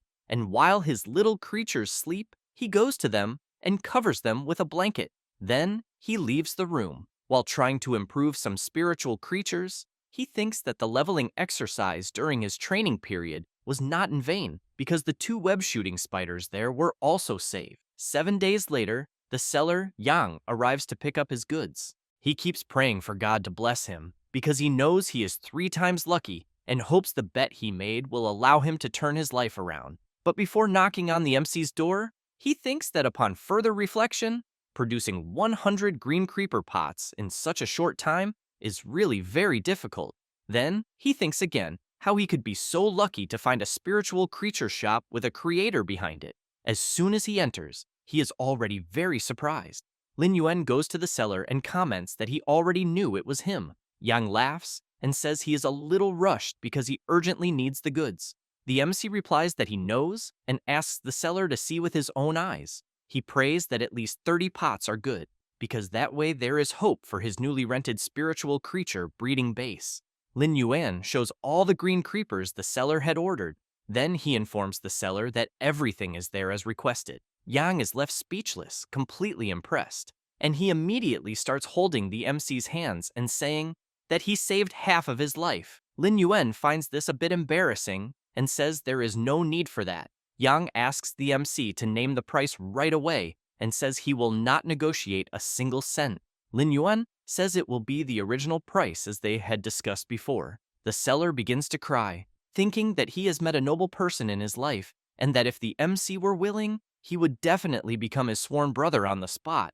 Thus, Yang turns around and shouts that everything is fine and that he will buy all of the MC's goods for the original price. After picking up the goods, the seller tells the MC that he will put his breeding base into operation and that the MC needs to visit it and that if there is anything good, he will save it for him first. Lin Yuan says he understands and will visit him as soon as he can, then asks the seller to take care of himself. The MC keeps wondering why seller Yang was so excited. Then, he looks at where the goods had been and thinks that the room has not been this empty in a long time. So, he calls Smarty and asks if he figured out the Starnet registry he had asked him to learn a few days ago. However, Smarty shouts that it is something really bad. Lin Yuan runs desperately, wanting to know if something went wrong. The kitten comes running down the stairs saying he got fat and cannot eat any more energy cookies. Lin Yuan checks Smarty's status. Then, he picks him up and becomes pleased, saying that he leveled up to elite grade. The kitten wants to know if it is true. The MC asks if he does not feel himself becoming smarter as he rolls from side to side. Smarty replies yes, but he thinks it is because of his own extraordinary natural talent. Then he says that if before he could remember the equivalent of 1 energy cookie, now he can remember the equivalent of 5 energy cookies. The MC thinks that apparently his kitten's favorite food has also changed, going from roasted pork to energy cookies. Then he says that this is great and that later he will need his help with many things. Smarty asks the MC to trust him. Lin Yuan looks back and wonders where Yin could be, until he hears the bird saying that something bad happened, and the MC is stunned thinking he has seen this movie before. Yin appears and says that apparently she ate a bit too much, so she wants to know if she is sick. Smarty replies that she is not and that he thinks she just leveled up. The MC says he will take a look at her status. Thus, he begins to analyze and soon asks Yin if her two skills seem to be for combat and why they have no relation to singing, since her voice now sounds like the sounds of nature, and she gained the air type instead. Smarty picks up a piece of wood and says he was secretly testing her skills. Lin Yuan picks up the piece of wood and asks if the mark was caused by the sound peak skill. Yin replies yes, and says they were playing alone when the MC was not home. Smarty calls Yin to try again to see if the power increased. Thus, everyone goes outside, and while Smarty holds the piece of wood, the MC asks Yin to try the sound peak skill again. The kitten laughs and says he is very confident because Yin's aim is quite accurate. However, as soon as the bird launches her skill on the wood, it completely breaks from the impact. Smarty becomes very startled because he did not expect that. Lin Yuan becomes excited, but asks Yin to test the other skill so they can see. Yin wastes no time and uses her turbulence skill, creating a powerful whirlwind that completely shatters the piece of wood. The MC becomes very surprised by what he just saw and thinks that the power is far from comparable to when she was normal level, and that he thinks Yin is an authentic combat class spiritual creature.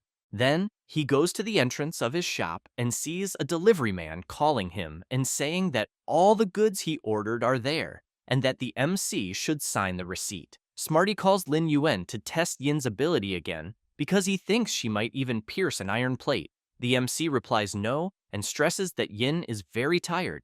Smarty emphasizes that his abilities are not as interesting as Yin's. While the bird rests, the MC explains that Smarty is a 100 questions beast, and that his type is different, but will be useful very soon. The kitten gets excited upon hearing this, and asks if it is really serious. Lin Yuan asks the kitten to first feed the two spiders that are there. Very scared, Smarty brings a green creeper to one of the spiders and hopes it will not bite him. The MC comments that apparently fearing arachnids is the instinct of most spiritual creatures. Lin Yuan picks up Smarty in one hand and with the other uses his power on the spiders. Then, he asks the kitten to write down the information of the spiritual creatures in the shop, because from then on, matters related to this data will be passed on to him so he can get some help. Smarty observes the spiritual auras of the spiders and comments that they are emitting different lights. The MC says that the creatures are about to level up. As soon as he says that, both spiders shoot their webs wrapping their own bodies. And as soon as they create a cocoon, Smarty wants to know since when the MC became so amazing. Lin Yuan explains that this is the same as what happened with the iron-horned bull rhino back then, because the creatures were already in a state waiting for evolution but unfortunately had an accident and were seriously injured. But after replenishing their vitality enough, he thinks advancing is only a matter of time. 2 hours later, the cocoons start to crack, and one of the spiders gains an evolutionary direction, the prehistoric regression one. The exclusive trait is potent venom that makes the spider's body, including its webs, carry intense toxicity. The other spider also receives an evolutionary direction, but now it is spiritual mutation, and the exclusive trait is the sticky web, which increases the adhesion of the web, making the spider's control ability when launching webs stronger. Smarty is impressed and comments that both spiders are indeed completely different evolutionary directions. The MC emphasizes that he did not expect this either, so he thinks the seller Yang made a good foundation with the spiritual creatures. Next, Smarty wants to know if they will sell them, because if the MC wants, he can already register them in the Starnet shop. Lin Yuan wants to know if that is possible, so he calls the kitten to take a look at it. After turning on the computer and trying to access Starnet, a notice appears asking to type a shop name. Lin Yuan gets confused and wants to know why they still need to insert a name. Smarty explains that this was specially left for him so that he would also have a feeling of participation. Without wasting more time, The MC quickly starts typing his shop name. Then he enters the name, No Lost Spiritual Creature Shop, and his username, Ancient Forest of the Deep Mountain. Smarty comments that he worked so hard to sign up for the shop and wants to know what kind of ancient name that is. Lin Yuan says that he cannot suffer a loss.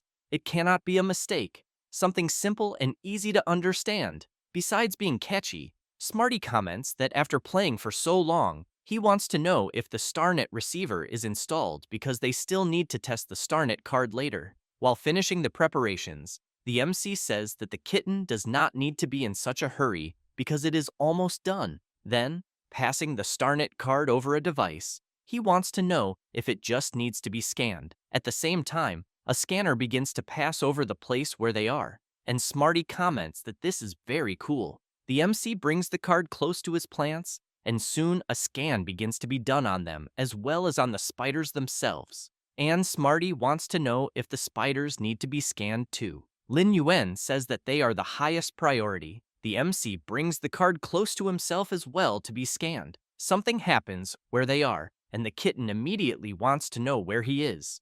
Lin Yuan says that it is the shop inside StarNet. Otherwise, he wants to know if Smarty thought such complicated application procedures were just for a common online shop. Smarty is impressed with the size and points out that it is about twice the size of their house.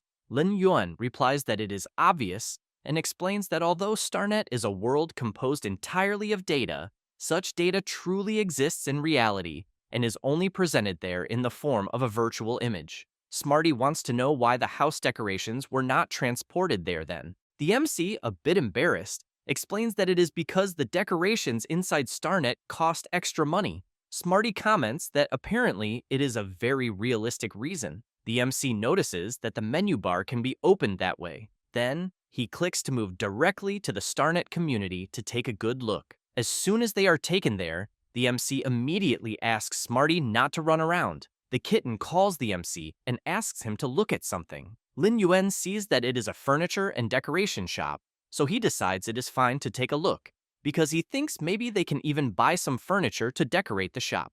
As soon as they enter the department, a robot appears wanting to know what they will need. Smarty is impressed with the robot. Lin Yuan says it is an intelligent robot. Then he responds that he wants 2 flower stands and a counter 1.5 meters high. The robot replies that it understands and asks the MC to follow it. And soon, they arrive at the place where the furniture the MC asked for is located for inspection. Lin Yuan is completely shocked by the prices and says that it seems they will not buy anything for now, and that even if they had money, he does not think that is how it should be spent. A bit embarrassed, the MC asks the robot if they have cheap chairs there. The robot replies that yes, and again asks the MC to follow it. Lin Yuan thinks that at the very least they need to buy some chairs, so it will be convenient to sit when they receive visitors in the shop. However, as soon as he sees the price of the chairs, he is completely disappointed. Smarty shouts that at most the chair should cost 1,000 Federation coins. The robot apologizes and explains that this exceeds the scope of its authority. Thus, both disappointed, Smarty comments that the bargaining did not work. Lin Yuan tells him to forget it and explains that the other party is a robot and it has nothing to do with him. After that, the MC calls Smarty to go to the bookstore, and he immediately wants to know why. Lin Yuan says that to take the creator exam, he needs to buy textbooks. Upon entering, he is impressed with how many books are there and immediately tells Smarty that he will leave this task to him. The kitten wastes no time and starts requesting books about what spiritual materials are and how to analyze them. Appreciation of rare spiritual materials, Basic Encyclopedia of Spiritual Creatures, Intermediate Encyclopedia of Spiritual Creatures, Fundamentals of Observing Spiritual Creatures, and finally, Building a Knowledge System for Young Researchers. The robot says that according to Smarty's request, it will be a total of 327 books, with a catalog included as a gift, and wants to know if he would like the books to be packaged. While the kitten is reading the books, the MC takes his StarNet card and asks the robot to wrap the books and deliver them to the address registered in the card's chip.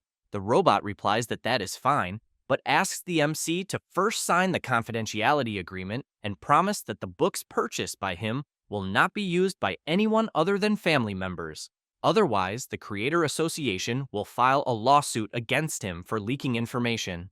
After that, Lin Yuan tells the kitten that the deal is done and that it is time for them to leave. However, as soon as they return to the shop, someone is there waiting for them. A girl wants to know if the MC is the owner of the small shop because if he is, she comments that his shop does not even have an intelligent robot, and that because of that, she had no choice but to wait there without knowing when he would return. Lin Yuan apologizes and explains that the small shop has just opened and that he has not had time to prepare an intelligent robot yet, but he thinks that the little girl in front of him is about the same age as his little sister, so he wonders why she seems so arrogant. Then the little girl calls the MC uncle and asks the price of the 2 spiders she is seeing there. He, in turn, is completely bewildered at being called uncle. The girl continues asking the MC to introduce the 2 spiders he has there and their price, but says not to mention anything too expensive. Lin Yuan shows the first spider and explains that it is smaller, with long, thin legs that weave webs, being a web-shooting spider that awakened the exclusive sticky web trait. The girl wants to know if it is not venomous. Then the MC shows the other one and says that if she wants venom, the exclusive trait of the one he is showing, which also shoots webs, is powerful poison. The girl is impressed by the size of the creature and ends up falling to the ground, causing her hat to fall off and revealing that she is bald. Lin Yuan is shocked to see her real appearance, but thinks that he cannot criticize her, since he is a professional trained in store management and also needs to maintain professional ethics. However, Smarty thinks the girl's bald head is a fried egg and starts drooling with hunger. The girl feels embarrassed when she realizes her hat fell off. After putting it back on, she explains that she ended up like that due to the side effects of treatment after being bitten by a phantom thorn spider, but that it will grow back in a few months. The MC thinks about the animal she mentioned and reflects that he has the feeling he has heard of it somewhere before, but cannot remember where. He then decides to ask what she actually likes about spider-type creatures. She starts trembling without saying anything. Then she gets nervous and replies that she does not like them and does not like spider-type spiritual creatures at all, and then asks who would like that kind of creature. Lin Yuan asks why she is looking for spider-type spiritual creatures and even making contact with a dangerous type like the phantom thorn spider. Completely embarrassed, she replies that it is because her affinity is with spider-type spiritual creatures, which leaves the MC stunned to learn this. But he concludes that this is how it is, since in fact, there are some types of affinity that do not fit perfectly, and that the person who hates spider-type spiritual creatures the most is precisely the one who can only contract spider-type creatures. He also keeps in mind that, from another perspective, arachnids also represent an exceptionally broad category of spiritual creatures, and that, therefore, her development direction is also exceptionally broad. In addition, the girl was successfully treated after coming into contact with a phantom thorn spider, which shows real financial power, because if that had happened to him, he thinks he would definitely have suggested that she find a place to bury herself first. Until the girl comments that she does not want what the MC has there. He shouts for her to wait and says that if it is for combat, she should control the use of poison, since they are popular types and both have exclusive traits. The girl replies no, and says that the exclusive traits of the 2 spiders she saw are very weak, then emphasizes that she only wants to contract a spider-type spiritual creature with strong control abilities. Lin Yuan takes a deep breath and asks how his 2 spiders can be considered weak. The girl approaches him and says that it has nothing to do with the spider's strength, since she just wants to get a web-shooting spider with the exclusive transparent web trait, and that even if she has to place a custom order and buy some elite epic quality ones, everything will be fine. The MC thinks that, apparently, the girl in front of him is really rich and stubborn, since he knows that transparent web is an extremely rare exclusive trait and that even with custom orders, he thinks that if her luck is bad, she might not get it even after going through 10 or 20 web-shooting spiders. Then he remembers something and reflects that he might really be able to get one. Thus, he comments to the girl that if it is an epic quality web-shooting spider made to order, there is a way to get it, but he wants to know how many the girl wants. She calls the MC uncle once again and asks if he thinks she is innocent, cute, and easy to fool, or if he thinks that just because he is a little handsome, she will believe him. Lin Yuan starts to get annoyed and thinks that he will definitely accept this order, but not because she has a sweet mouth, rather because he cannot stand seeing this sick little girl continuing to bump into everything. However, right after that, he tells her to do whatever she wants and emphasizes that he thinks maybe if she explores 100 shops, she might find the transparent web shooting spider she wants. The girl pulls on the MC's shirt and asks him to wait a minute. Lin Yuan asks what she wants, since she had said she would not buy anything there. She asks if the MC is sure that there really is a chance. He comments that if she does not trust him, then he thinks there is no chance. The girl suggests that they add each other as friends on Starnet first, and that, if the MC manages to get the customized web shooting spider, he should notify her so she can buy it. Lin Yuan knows that he had to retreat in order to advance, easily dealing with the little girl, since he has rich experience handling this type of situation. But even so, he replies that he does not thank her and asks her to just come back when she wants to buy something. The girl keeps acting cute and asking the MC not to be angry, saying that since she saw the shop does not even have decorations, she was afraid of being deceived, but that he should just add her as a friend, and that if he can customize the spider, she will not negotiate the price. Lin Yuan replies that it is fine, but asks her to stop blinking her eyes at him, and that they will add each other as friends first. Thus, both of them tap their Starnet cards. The girl laughs when she sees the MC's silly name. As for Lin Yuan, when he sees her name, he asks if shark eagles are not fish that live in the Cloud River. The girl gets nervous and asks what he is implying, and the two of them argue for a while. After that, the MC sees that he has received 10 radiant coins.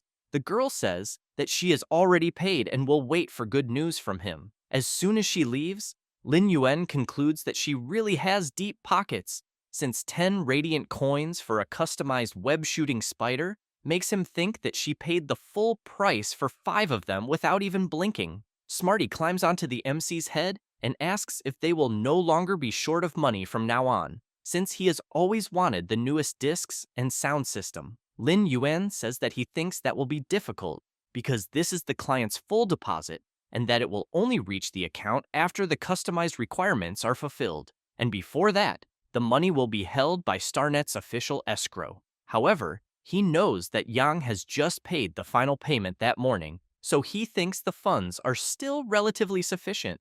But when he sees that in the shop's inventory the cost of 5 elite pulverizer spiders is 1 radiant coin, Smarty is incredulous and asks why the price suddenly dropped by almost a third. The MC comments that the 3.3 radiant coins that Yang gave him have not even been used yet. Thus, he emphasizes that if he manages to follow the normal cultivation route, he does not know how much money he will have to spend buying spiritual materials, since it is not for nothing that the boiled egg gave 10 radiant coins so decisively. Smarty, dejected in his corner, asks whether, with the MC spending money like this, a small shop on Starnet can really recover its capital. Lin Yuan says that now that he has bought an intelligent robot for the shop, he does not need to worry so much about that, because he definitely has to be economical, since he does not know when more expenses will be needed to expand the shop. Smarty comments that before they left, no customer showed up, and that the old robot the MC bought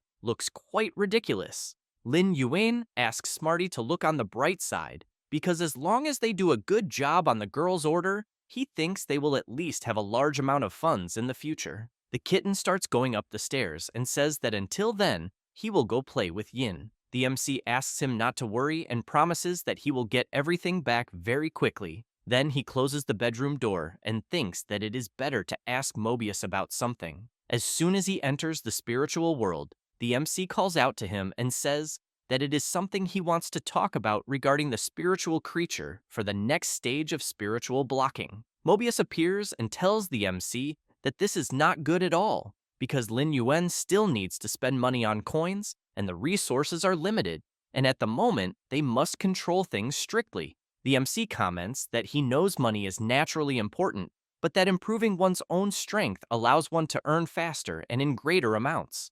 Then he comments that, regarding the spiritual creature for Mobius's next stage of spiritual blocking, He has considered it for several days, and, in the end, still needs to hear his opinion. Having said that, he brings up the spiritual siphon goldfish. After that, the MC walks through the Starnet interface, thinking that he did not expect Mobius to be so laid back. Then he begins to recall the conversation he had with him, where Mobius was responding about the spiritual siphon goldfish, saying that as long as the MC can find it, everything will be fine, since he would have no objections. But he made it clear that Lin Yuan should also know that due to the characteristics of the spiritual siphon goldfish, the spiritual chi required for it to level up is more than 10 times that of other spiritual creatures of the same level. The MC had replied that it was fine, although he could not be absolutely sure, because he could feel that when his mental power was weak, Mobius must have forcibly compressed his mental power to protect him. So he thinks that finding a way to help him recover as quickly as possible is naturally his responsibility. Mobius finished by saying that it all depended on the MC. Knowing this, Lin Yuan decides to try the Starnet search function first. After doing so, he is impressed, thinking it is incredible, because with a simple search, shops appear around him like a street of spiritual siphon goldfish. But he sees that most of them are only normal grade, so he thinks it would be great if there were elite grade ones. Thus, he wonders whether it is feasible to directly filter higher level shops. And, after trying to do that, he is quite surprised to see a huge shop around him, since apparently it seems to have about 800 square meters, and it also seems that they deliberately compressed the area a bit for better display effects, in addition to the products being arranged compactly and having specialized interface introductions, making it worth learning from the design. At that moment, Joe Jiaxin, the shop owner, appears and asks whether the MC needs to ask anything, because if he wants to buy something, she will accompany him, since the shop employees are off that day. Lin Yuan comments that he wants to buy a spiritual siphon goldfish. Joe Jiaxin accompanies the MC and informs him that all the fish inside the aquarium are normal grade. Regardless of the species, all of them cost 0.5 radiant coins, and the red goldfish, with a body size more than twice that of the other spiritual siphon goldfish, is elite grade and requires 5 radiant coins. The MC thinks that this was already expected of the goldfish, which are said to recover spiritual chi quickly, and that as he approaches, he can feel that the spiritual chi is much denser. However, he keeps in mind that it is very expensive, since a normal quality water siphon goldfish is more expensive than an elite quality web shooting spider, so he thinks it seems that his idea of directly buying an elite quality one will not work. The shop owner tells the MC that the races of these spiritual siphon goldfish are not considered good, because she thinks that if they were better races, the price would be at least 7 radiant coins or more. However, she emphasizes that for normal grade ones, the price is the same regardless of the race, since after all, it is very difficult for the creature to evolve, and few breeders are willing to accept custom orders.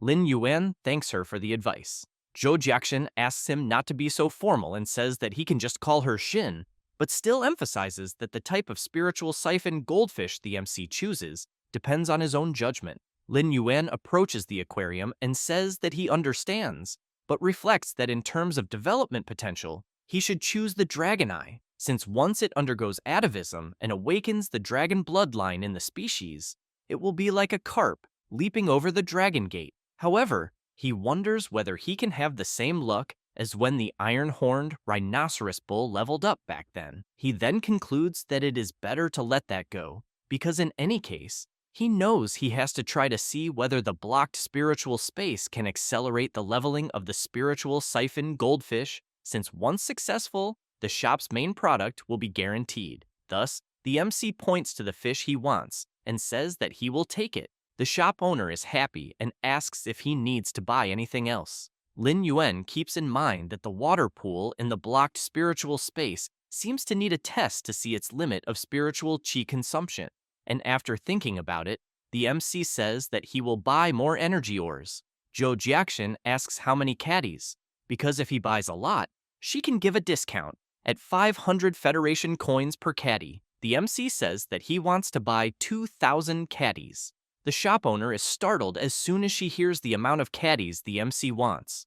Lin Yuan asks whether he can pay just by directly scanning his star card. She replies that he can, and emphasizes that afterward, Ostrich Logistics will deliver the goods to his registered address. She says this, but keeps thinking about such a large volume of goods, as it even seems that the MC is an important client.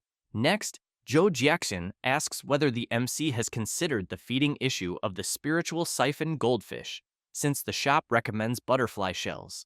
Although the price is relatively high, they truly have miraculous effects in promoting the level increase of spiritual creatures. Lin Yuan agrees with her and thanks her once again for being so attentive. However, he soon feels heartache when he sees his account balance and thinks that the last part of the radiant coins has also been spent. But he believes this should be enough for the spiritual siphon goldfish to feed for 3 to 5 months.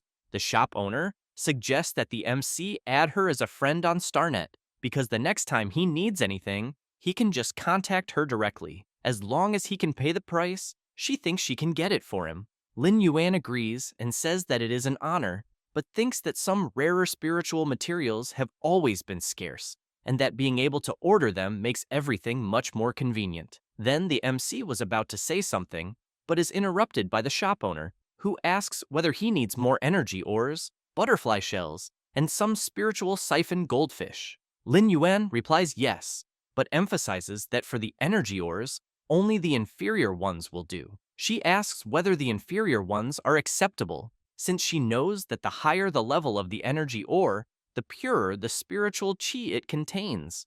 Inferior ones can only be used to nurture normal grade or elite grade spiritual creatures, but with such a large volume of consumption, she is very curious about the exact size of the MC's spiritual creature breeding base. She then reflects that heaven rewards those who try, and that if she can secure the MC as a client, she thinks there will be a steady flow of orders in the future. Thus, she tells Lin Yuan that the shop also offers special services for long-term clients, and then asks whether he is interested.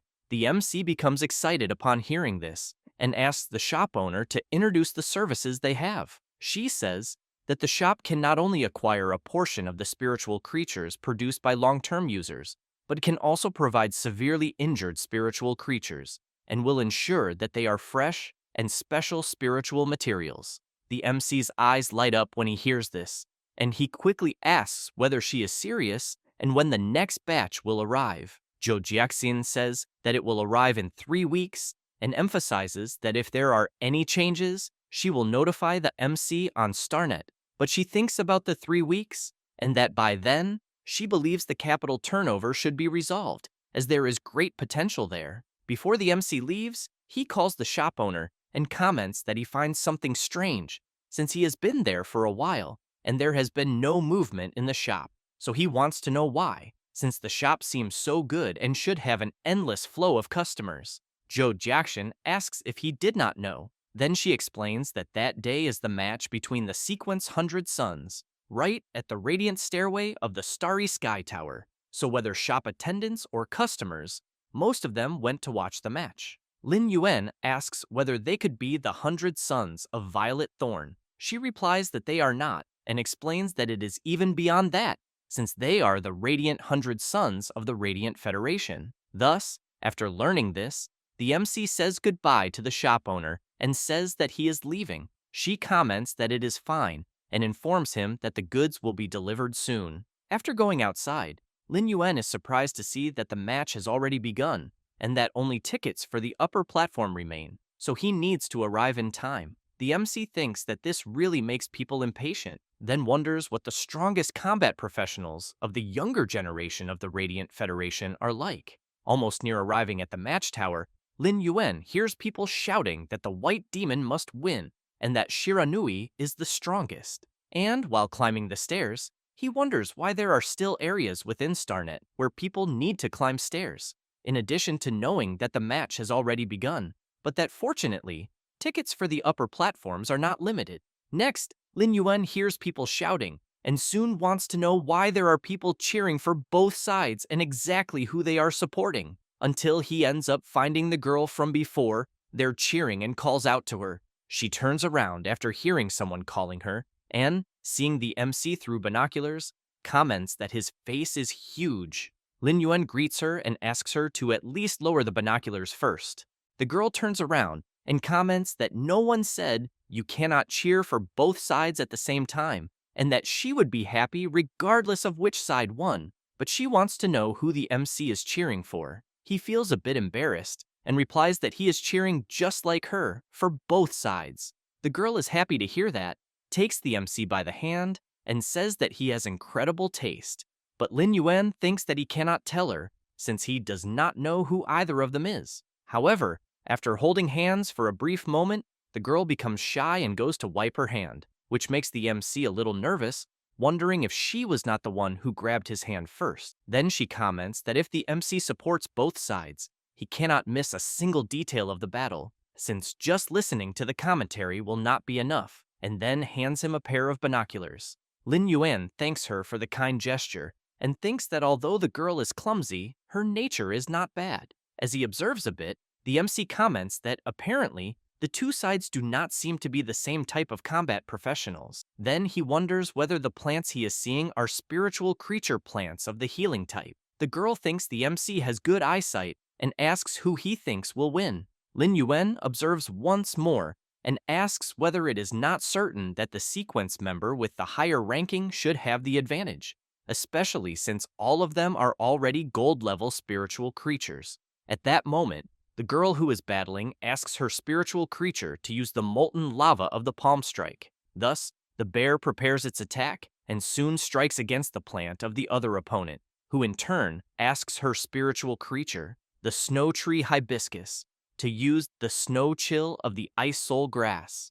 With that said, the snow of the tree hibiscus disperses the flames, and the lava bear's swift attack has little effect. The owner of the bear thinks her opponent's tactic is good, supporting each other and making it hard to break through the defense, but emphasizes that today she will break this tactic. She then asks the lava bear to use explosive charge and stop the movements of the snow tree hibiscus. The bear begins to hurl its skill, and several explosions occur at the impact site. Lin Yuan is quite surprised by the intensity of the offensive. The girl comments that this was already expected from Lady Shiranui, since she is a powerful attack-type spiritual chi professional, and, compared to Lady White Devil, who is of the healing type, she naturally has a better chance of winning. Lin Yuan hears the girl telling him not to worry, because in terms of sequence, Lady White Devil's ranking is higher, who in turn activates the power of her spiritual creature. This successfully heals the snow hibiscus and suppresses the lava bear.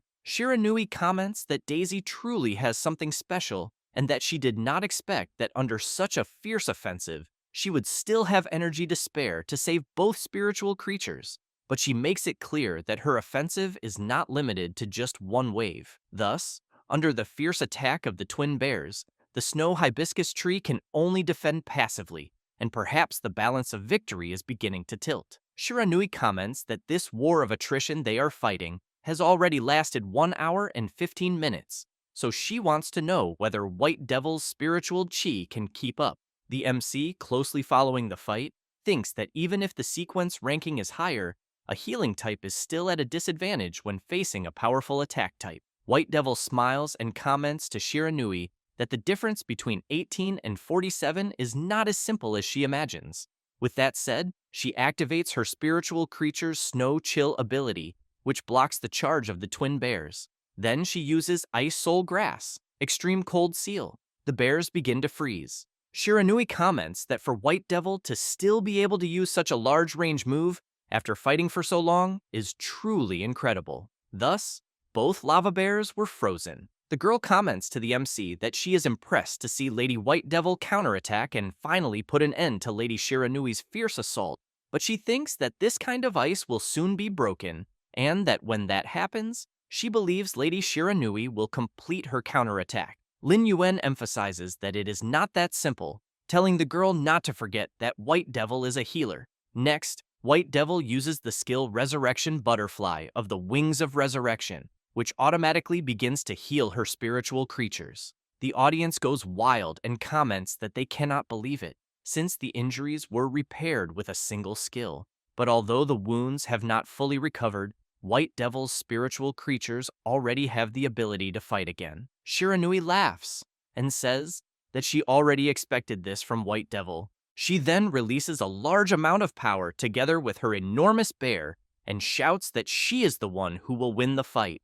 The audience realizes that it is a level suppression and that the giant flowing flame bear is already of platinum classification. At that moment, White Devil slams her staff hard against the ground and comments that she did not expect Shiranui to have such great progression. With that said, she becomes very serious, and right after that, several butterflies begin to fly. Shiranui shouts that no matter what move White Devil intends to use, she cannot break her flowing flame. Critical Strike, which combines attack and defense, since this move was trained specifically for this moment. White Devil does not want to hear any more talk and orders her attack.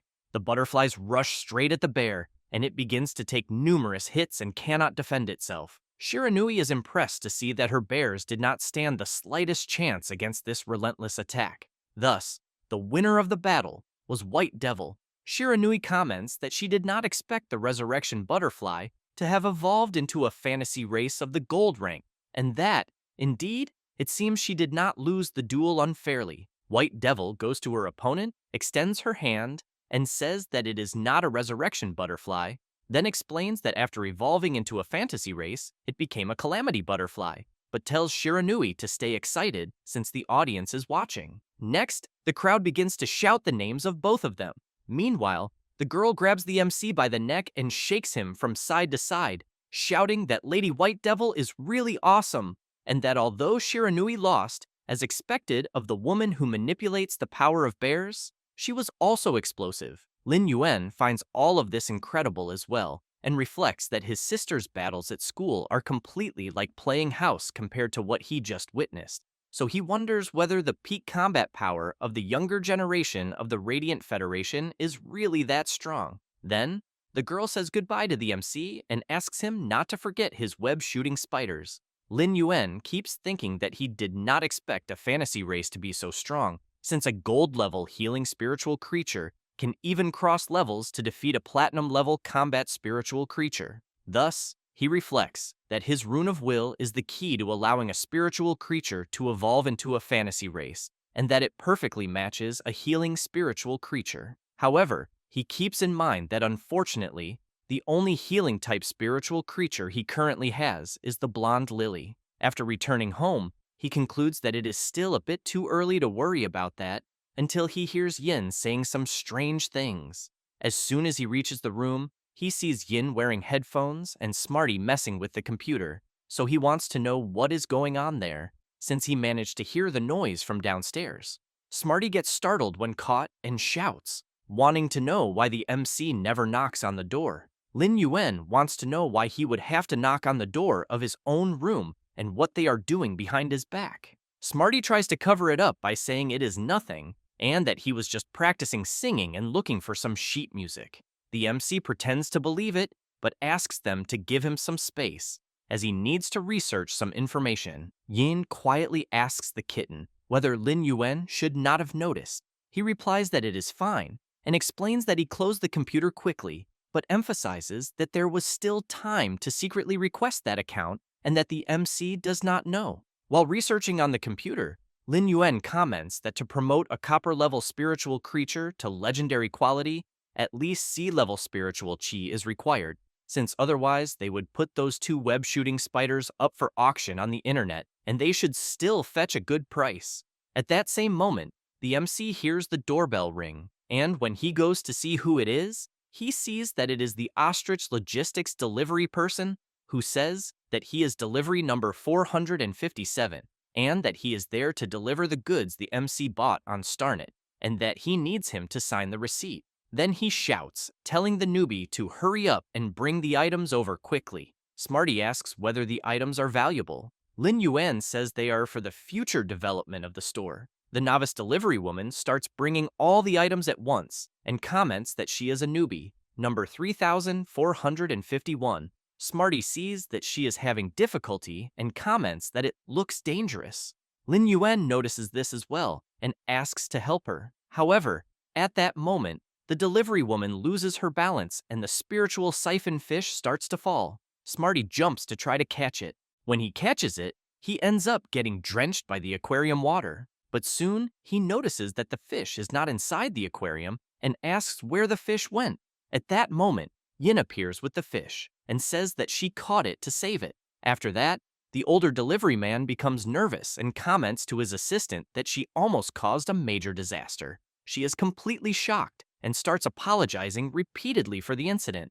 Lin Yuan comments that it is fine, since everyone has moments when they make mistakes unintentionally. Smarty, seeing the amount of things the MC bought, asks whether they are going to open a farm. Lin Yuan says that only by expanding the scale can they expand profits, but that the novice delivery woman was really strong, since she helped move 2,000 energy ores into the room, and that even with a spiritual chi-tempered body since youth, that is a bit excessive. Then he tells them to go upstairs and play, as he is going into isolated cultivation, but also reminds Smarty that all the materials for the knowledge chip were saved in his StarNet account, so he should hurry up and start learning. The kitten replies that it is fine, but that first, he will just grab some energy biscuits. As soon as he reaches his room, the MC activates the spirit lock on the little fish, and while doing so, keeps in mind that the next step is to level up. 1 hour later, Lin Yuan realizes that the spiritual chi consumed from normal grade to elite grade is several times greater than that of the green creeper, but that his spiritual power increased by almost the same amount as the green creepers. So he knows it is not without reason that the spiritual siphon goldfish is notoriously difficult to raise. The MC looks around and wonders how he will move so much ore into the spirit lock space. 2 days later, Mobius is looking at the fish and commenting that he is very envious, since someone has such a large spiritual transformation pool to move freely. Then he looks at the MC and says that he does not have that, but that it is fine if he is alone. Lin Yuan, while feeding the fish, asks what Mobius is trying to say, since he did not help him, but that in recent days he has not moved more than 1,000 ores alone. Mobius tries to explain that he is still in a spiritual body state at the moment. The MC says that this is the limit and that the spiritual chi concentration in the locked spiritual space is already saturated, so he emphasizes that if Mobius wants to further increase the concentration, he can only wait for his next breakthrough. Mobius agrees and emphasizes that as long as he can continuously evolve, the upper limit of concentration will also continuously increase, but that at the moment, he thinks it is probably a little more than 5 times that of the outside world. Next, he comments that the spiritual siphon goldfish is indeed continuously absorbing the spiritual chi of the space. Lin Yuan emphasizes that the fish is the main product and the future of the store. However, he comments that it would be great if he could awaken a dragon species bloodline, since he specifically chose the dragon eye race. Mobius asks whether, for that to happen, it does not require dragon beast blood. Lin Yuan replies that yes, and says that the biggest problem at the moment is the lack of money, since he can only earn the price difference by leveling up spiritual creatures quickly, as fast as possible. Mobius sees the MC carrying some boxes, and soon wants to know what it is this time. Lin Yuan says that the web-shooting spiders and the sales of elite-level green creepers are really doing very well, but he thinks they still need products with more exclusive characteristics. Mobius asks why the MC needs to move them specifically to level up. Lin Yuan explains that this happens because the spiritual chi transformation speed inside the locked spiritual space is also 5 times faster than in the outside world. Thus, after applying his power to the spiders, they were promoted to epic quality. The MC gets excited to see that it worked and that it only took a little more than 2 hours to complete, since he knows that outdoors it would take at least about 12 hours. At that moment, the MC's phone starts ringing. He sees that the spiders have already been registered in the transaction. Then he hopes to keep up the good work, put more spiders up for auction, and reach a small goal. Mobius asks whether the MC does not think he will end up becoming greedy. Then, Lin Yuan sees that he received a notification where he earned a tip of 500 Federation coins, and that Lord Xun Lin is asking him to continue the good work and persist in the daily live broadcasts. The MC wonders whether a store on StarNet can also receive tips from others, until he becomes worried, since he thinks it can only be someone who is thinking about that.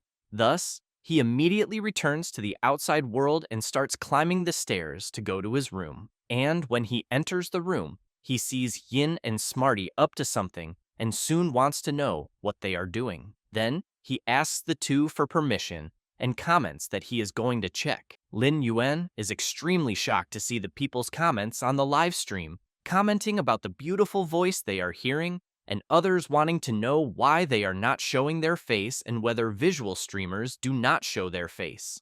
Next, the MC wants to know about this Yin Luo streaming, since, if it were not for the shared income and expenses system, he wants to know if they really did not think he would realize that the two of them were starting a career behind his back. Yin tries to explain, saying that it is a well-chosen name. Lin Yuan comments that, apparently, they are quite proud of themselves, since they did not even bother to show their own faces. Yin says that Smarty had said that only this way could they create differentiation within the same niche. Therefore, the MC calls for Smarty, and he comments that he gets tired after studying for a few hours every day, and that then he might as well hand over the time to Yin so that she can use it effectively. Lin Yuan reflects that, apparently, the account has been open for a few days. Although there are some highlighted comments, there are very few followers, being just a silly little game, so he thinks he will let them play around a bit more, but keeps in mind that other soundbirds like to exert their control over sound waves,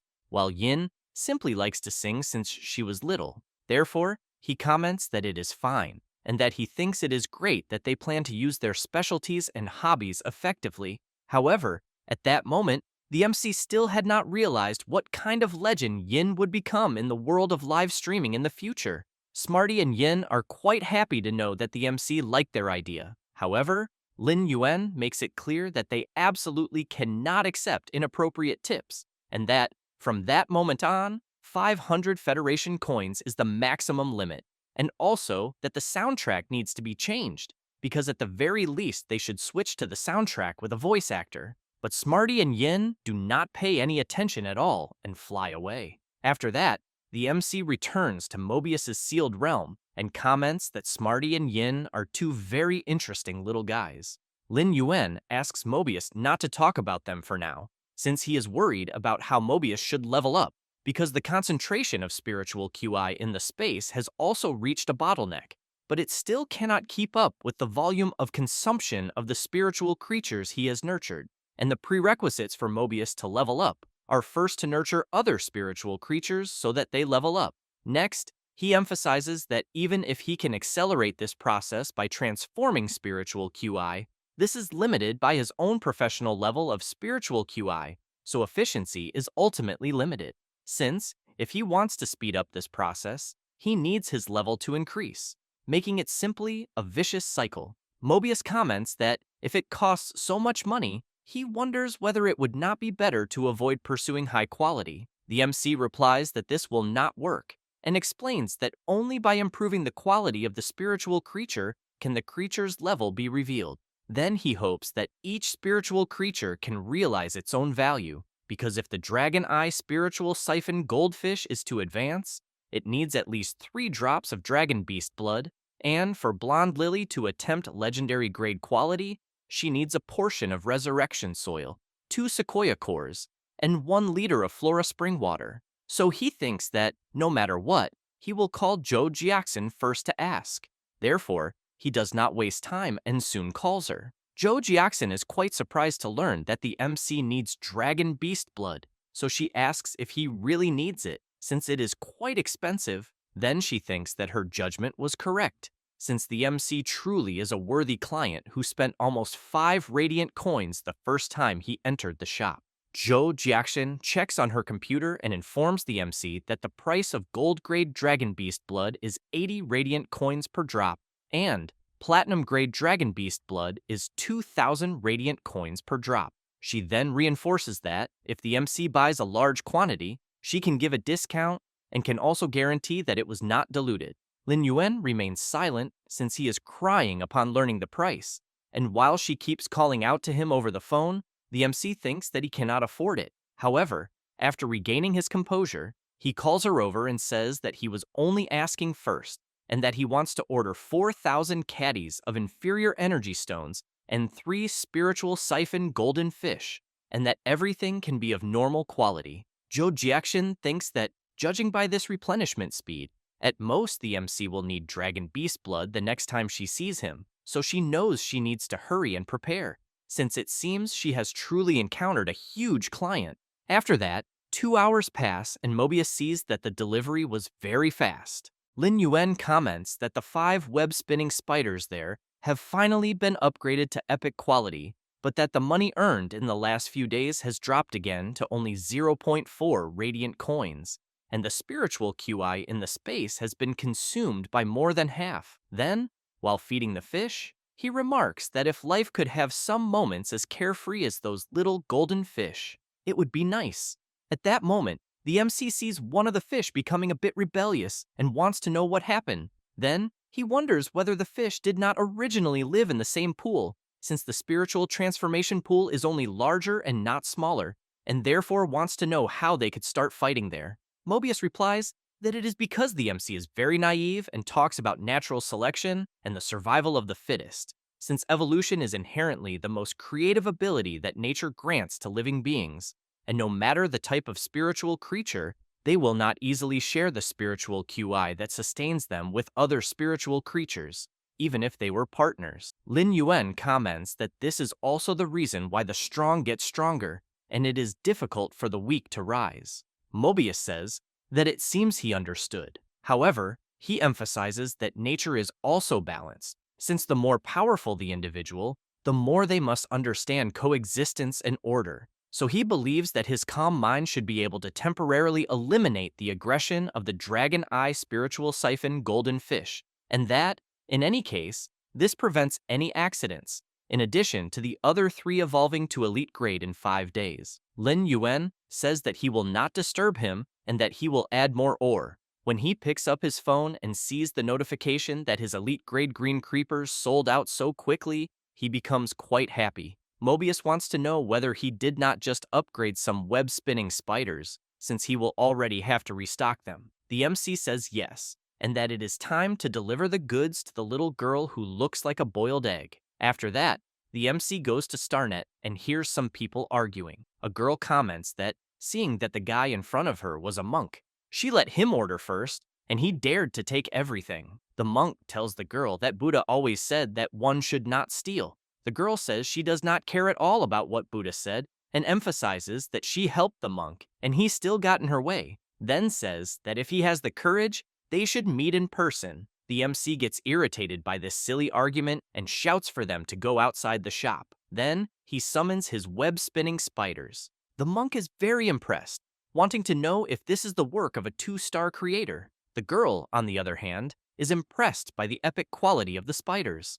Lin Yuan laughs and says that the spiders are custom-made spiritual creatures and are not for sale. Both the monk and the girl want to know what conditions are required for a custom-made spiritual creature. The MC feels a bit embarrassed and replies that he is temporarily not accepting custom orders that month, and that they should resume this business at least next month. The monk and the girl look at each other and ask whether the MC still has elite quality green creepers. Lin Yuan apologizes to both of them and informs them that everything is sold out, but that he will sell more elite quality green creepers very soon. Then, he informs them that his shop will also sell elite grade spiritual siphon golden fish. The monk immediately says that he offers 8 radiant coins to order the golden fish. The girl becomes furious when she sees that the monk is trying to buy everything again. The MC reflects that, apparently, the two are old buyers. However,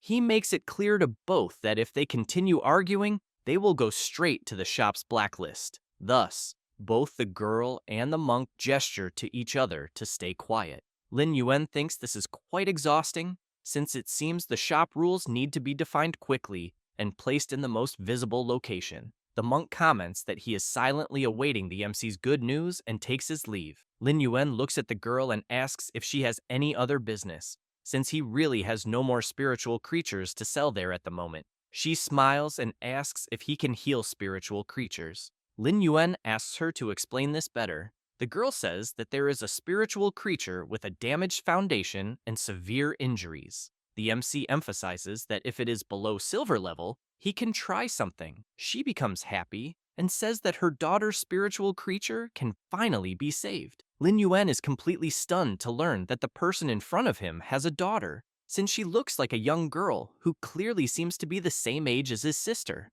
She shows the MC her daughter's copper-level spiritual creature and says that while training near a dimensional rift, its roots were burned by a horned demon. Lin Yuan is surprised to hear this, since he knows that a horned demon, whose fire has the withering attribute and the withering effect, is practically a critical hit against plant-type spiritual creatures, so it is no wonder that the creature suffered damage to its foundation. The girl thanks the MC and asks how they will calculate the remuneration, as she does not have enough money with her at the moment, but will definitely save up by next month. Lin Yuan says that it is fine and asks her not to worry, because in any case he does not have time this month, so he thinks it is better for her to bring the injured spiritual creature next month. Then he says that he does not want money as remuneration, since if she can find what he is showing, that will be enough. She asks if revival soil really works, because she does not want to take advantage of him. Then she makes it clear that she will definitely find the reversal soil for him. The MC says that he will be waiting, but emphasizes that if she cannot find it, they can discuss the treatment price again. The girl thinks that Zhou Jiaxin did not have reversal soil in her shop, but that her mother has many connections.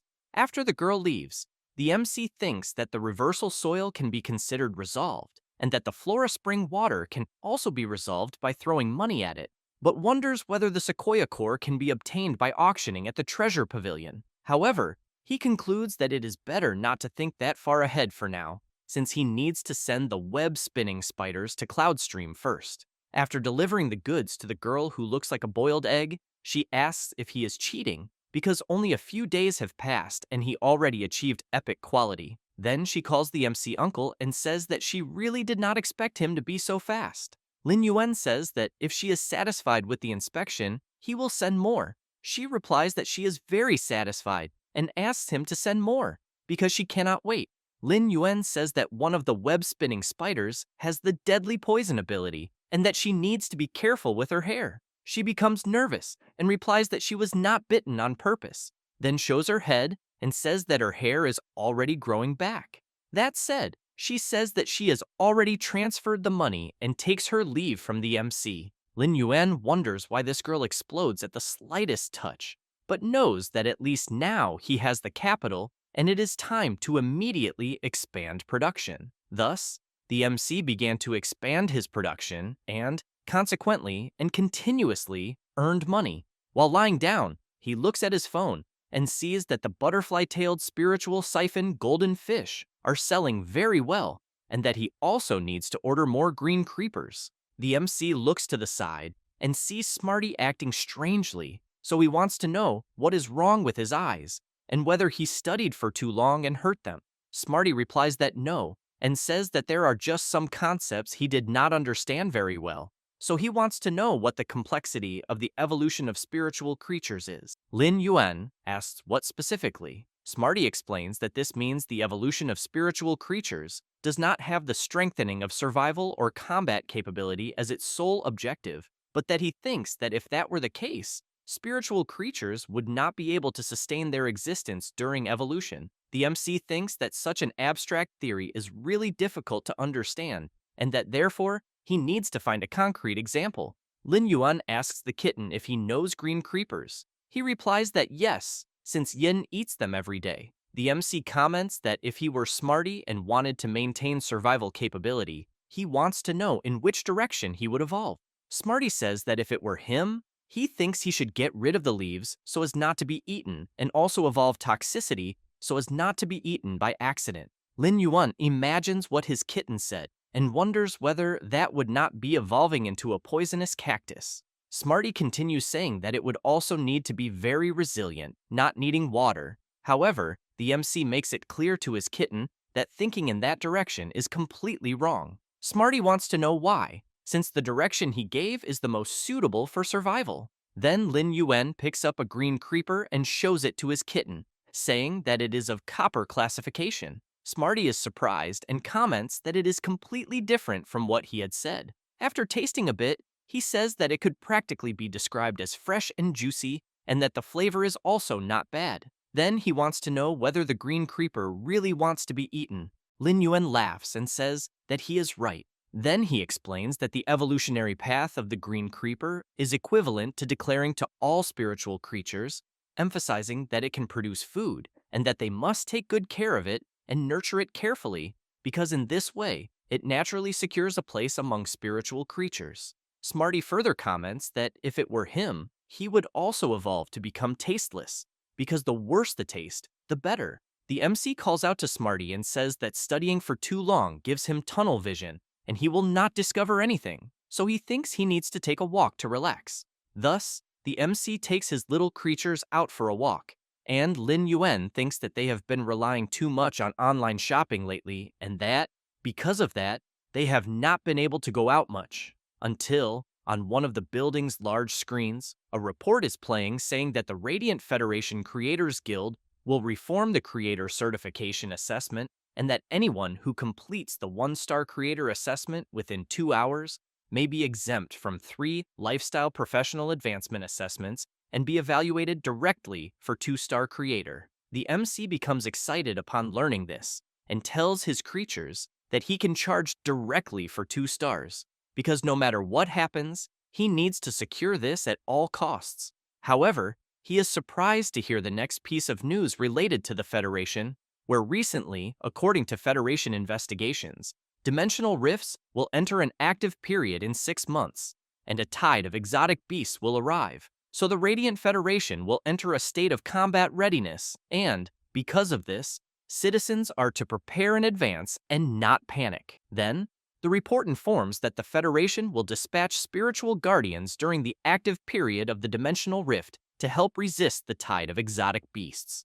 The MC, after hearing this, begins to remember when he was little and was asking his parents where they were going. At the time, they asked Lin Yuan to take good care of his sister because they were going out for a little while and would return early the next day when he had woken up. However, the next day, someone badly injured informed the MC about his parents. Then the MC's sister woke up and wanted to know where their parents were. Lin Yuan replied that they would not be coming back anymore. Xiao Shui ran desperately to her brother, and he said that he would take good care of her from that moment on, but he was intrigued upon seeing his parents' blood axe emblems. Then, the MC stops thinking about it, since his little creatures were worried about him from calling him so much. Lin Yuan hugs them and says that everything is fine, and that they will return home, but he keeps thinking about the spiritual guardian emblems he had seen when he was younger.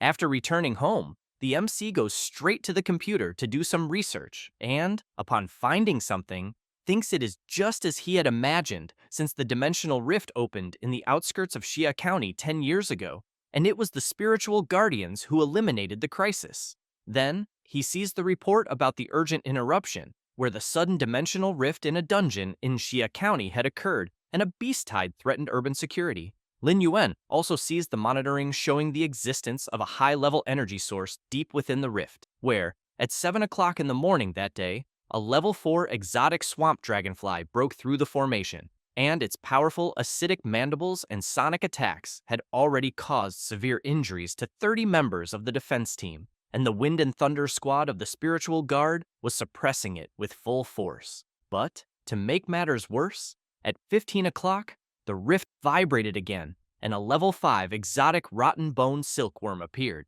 This creature spat corrosive bone paste from its mouth and could even manipulate the corpses of its own species for combat, and when close to death, it released bone-devouring gangrenous energy to corrode the bone marrow of living beings. However, at that moment, the Captain General of the Spiritual Guard led the core members to the front line, and the sealing and extermination were proceeding simultaneously. Lin Yuan also sees the recent progress, where, at 20 o'clock, the decomposing bone silkworm was severely injured, but its residual power caused continuous acidification of the soil around the battlefield. The spiritual guards reported that no civilian casualties had occurred at the site so far, but that 120 members were seriously injured and 53 were missing. The dimensional rift sealing operation began and is expected to be completed within 72 hours. The MC is surprised to learn about the bone silkworm since he has in mind that bone-devouring gangrene is a mutual destruction ability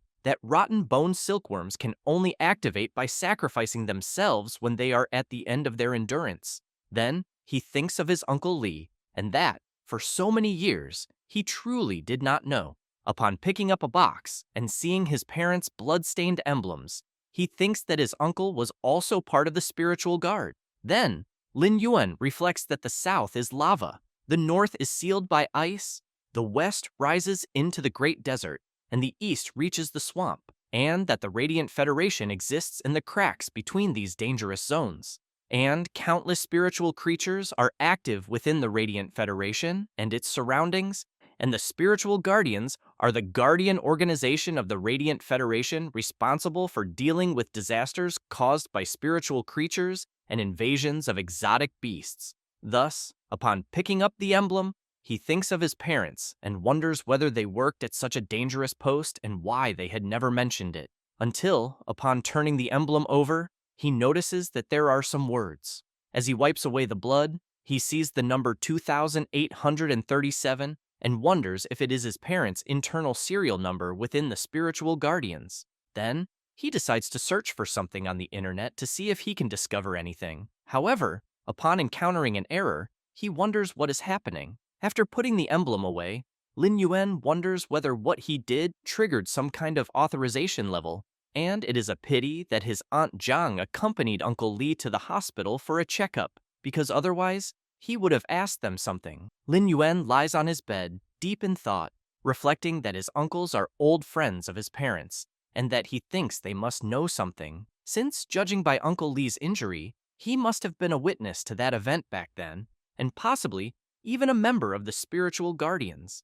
At that moment, someone knocks on the door. The MC stands up in surprise, wanting to know who it could be so late at night, and while walking to the door to see who it is, he keeps in mind that his sister is preparing for the 100 Suns event, and that, because of this, she cannot come back.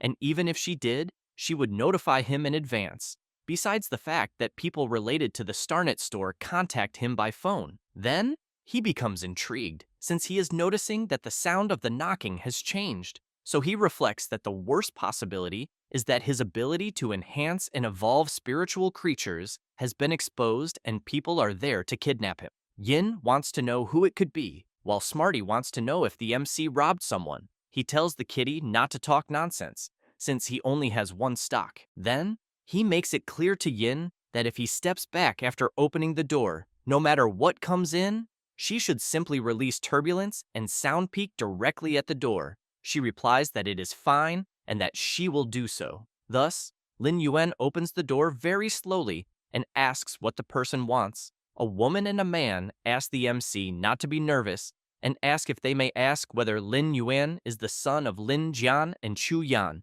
The MC wants to know if they know his parents. The woman, while showing the emblem, replies that yes, and that just by the MC seeing the emblem, he should already understand, but she emphasizes that she did not expect him to have grown so much. Then, she says that the two there are from the spiritual guardians and that her name is Su Jin, but that he can call her Aunt Su. The woman also says that the guy who is with her is named Dong Hai. He wants to know whether Lin Yuan searched the internal database of the spiritual guardians just a short while ago, since they located the MC based on that. Lin Yuan remains wary about all of this, but Dong Hai takes out a piece of cloth with blood and explains that it is a long story since the conclusion of the battle back then was very chaotic. In addition, at that time, most members of the spiritual guardians went on missions with hidden identities, and, therefore, the handling of the aftermath by the organization always presented some persistent problems. He then apologizes for having arrived late. The MC, upon taking the piece of cloth in his hand, is very surprised, since on the cloth itself there is a message from his parents, telling Lin Yuan and Xiao Xue that they hope their future paths will be smooth and open. The MC becomes emotional after this, and comments that it is his mother's handwriting. Dong Hai says that tasks related to the spiritual guardians are significantly dangerous, so he thinks that the MC's Aunt Zhang and Uncle Lee hid this from him, only accompanying and taking care of them in silence. Lin Yuan wipes and dries his tears and emphasizes that he does not blame his uncles, since he knows that it was also thanks to them that Xiao Shui and he were fine and were able to grow up peacefully. Dong Hai makes it clear that from that moment on, he will protect them, and that if there is anything, they just need to call him. At that moment, Sujin gives a light cough to draw her partner's attention, who in turn comments that he was about to forget. He then takes out a box and says that this was exchanged for the merits of the MC's parents, and also thanks to old Zhang and the others who applied several times. Lin Yuan wants to know what it is. While the MC opens the box, Dong Hai says that it is an origin seed. Lin Yuan asks Su Jin what an origin seed is. She explains that dimensional rifts do not only erupt with tides of exotic beasts, but also give rise to various treasures known as source-type items, and that a rift only closes when the source-type item is obtained. Thus, she says that the origin seed the MC is seeing right before his eyes is an origin-type item that can make a level 2 dimensional rift close, which leaves Lin Yuan very surprised to learn this. Dong Hai emphasizes to the MC that the seed he has in his hands matches him perfectly, and that he heard from old Li that he suffered an accident during cultivation when he was young, which left his body weak, and that contracting spiritual beings consumes him greatly. But he stresses that a source seed only needs to be nourished with fresh blood and does not require the MC's mental power or spiritual energy. Lin Yuan takes the seed in his hand and observes it. Sujin comments that the source seed can be cultivated into a spiritual being and that its abilities and evolutionary direction can be freely guided through cultivation, but that, given the MC's fragile health, she suggests cultivating the seed to become a healer-type spiritual being, since she believes this will be of great benefit to his physical conditioning in the future. Lin Yuan thinks about what she just said, as he has in mind that this aligns with his current affinity. He then remembers the White Devil and reflects that pure healing alone is hardly sufficient to stand firm in the world he lives in, since he also needs combat power,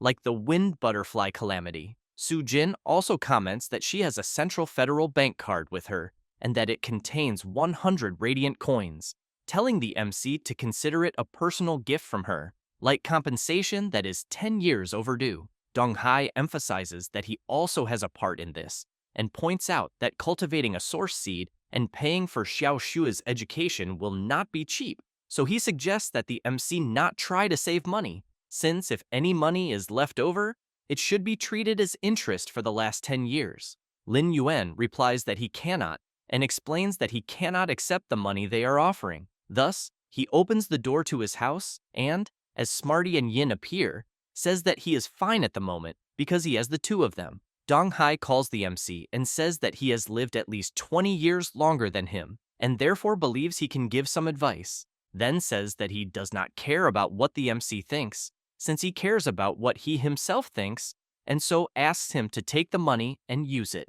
Su Jin observes the MC and thinks that, apparently, he has not physically recovered for a long time, since the spiritual creatures with him are probably only at the elite level, and even slightly stronger opponents are already at the bronze level or above, and therefore, he still needs a lot of real combat experience. Thus, she decides to ask the MC if he would like to learn about his parents' line of work. Dong Hai is surprised by his partner's question and asks her if she is serious. Su Jin explains that there is a level 1 dimensional rift at the Xia City Hall, connected to the Insect Kingdom, and that if the MC is interested, she thinks she can take him to see where the Spiritual Suppression Division operates. But she emphasizes that even though it is only level 1, it is not completely without risks.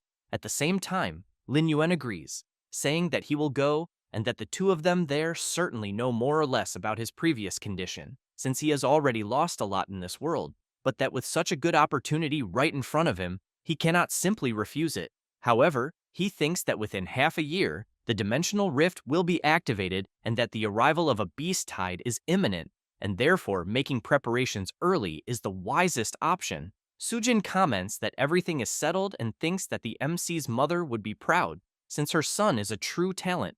Dong Hai quietly asks his partner if she does not think they should be a little more cautious with this kind of matter, but at the same time she lightly elbows him in the stomach and tells him to stop being silly, since after he eliminates the insectoids, she will personally protect the MC. That said, while summoning one of her spiritual creatures, She asks Lin Yuan to prepare to depart immediately. He, in turn, activates his power and sees the information of Su Jin's spiritual creature, whose name is Fluffy Feathered Snow Owl of Platinum classification, with wind and ice attributes. He also sees the abilities Feather Attack, Snow Feather Spike, Snow Stride on the ground, and Snow Protection. The creature's exclusive trait is Rapid Freezing. Lin Yuan is surprised to see that a casual summon is already at the Platinum level and possesses 5 abilities.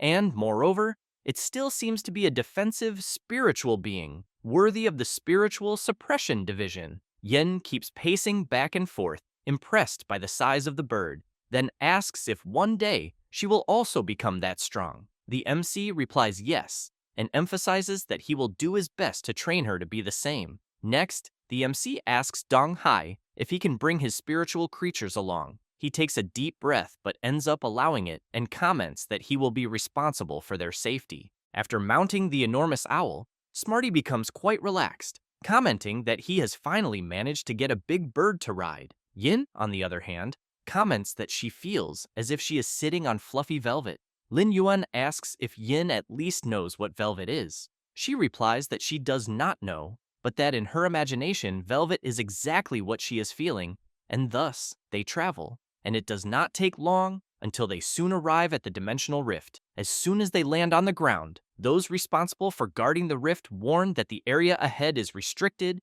and that unauthorized personnel are not permitted.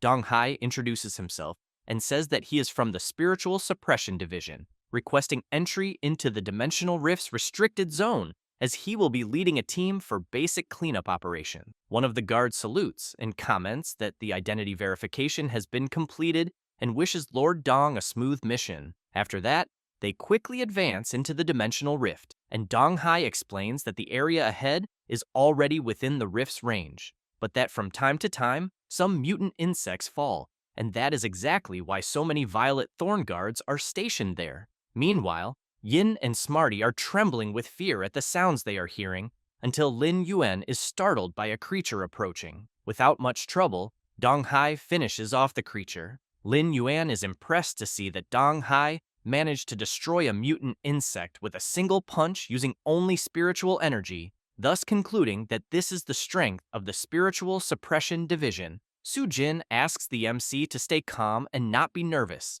because even though many mutant insects are emerging at the moment, most of them are only at the elite level, and very few are even at the bronze level. Lin Yuan keeps in mind that the elite level is already extremely dangerous for himself. Dong Hai also emphasizes that for a small scene like the one they are in, he will enter alone first. Having said that, he summons his spiritual creature, which soon jumps off the owl. As soon as it reaches the ground, the wolf is quickly surrounded by mutant insects, and the MC wonders if that is not exactly what the insects want. Dong Hai winks and tells Lin Yuan not to be in a hurry, because a good performance still needs some time to prepare. Having said that, he makes a hand signal and activates his Wolfpack ability. While Dong Hai's creature releases its ability, the MC sees the creature's information, where the beast is called Shadow Terror Wolf, of exceptional quality, possessing a supreme ability of the Eclipse domain, in addition to the abilities Bite,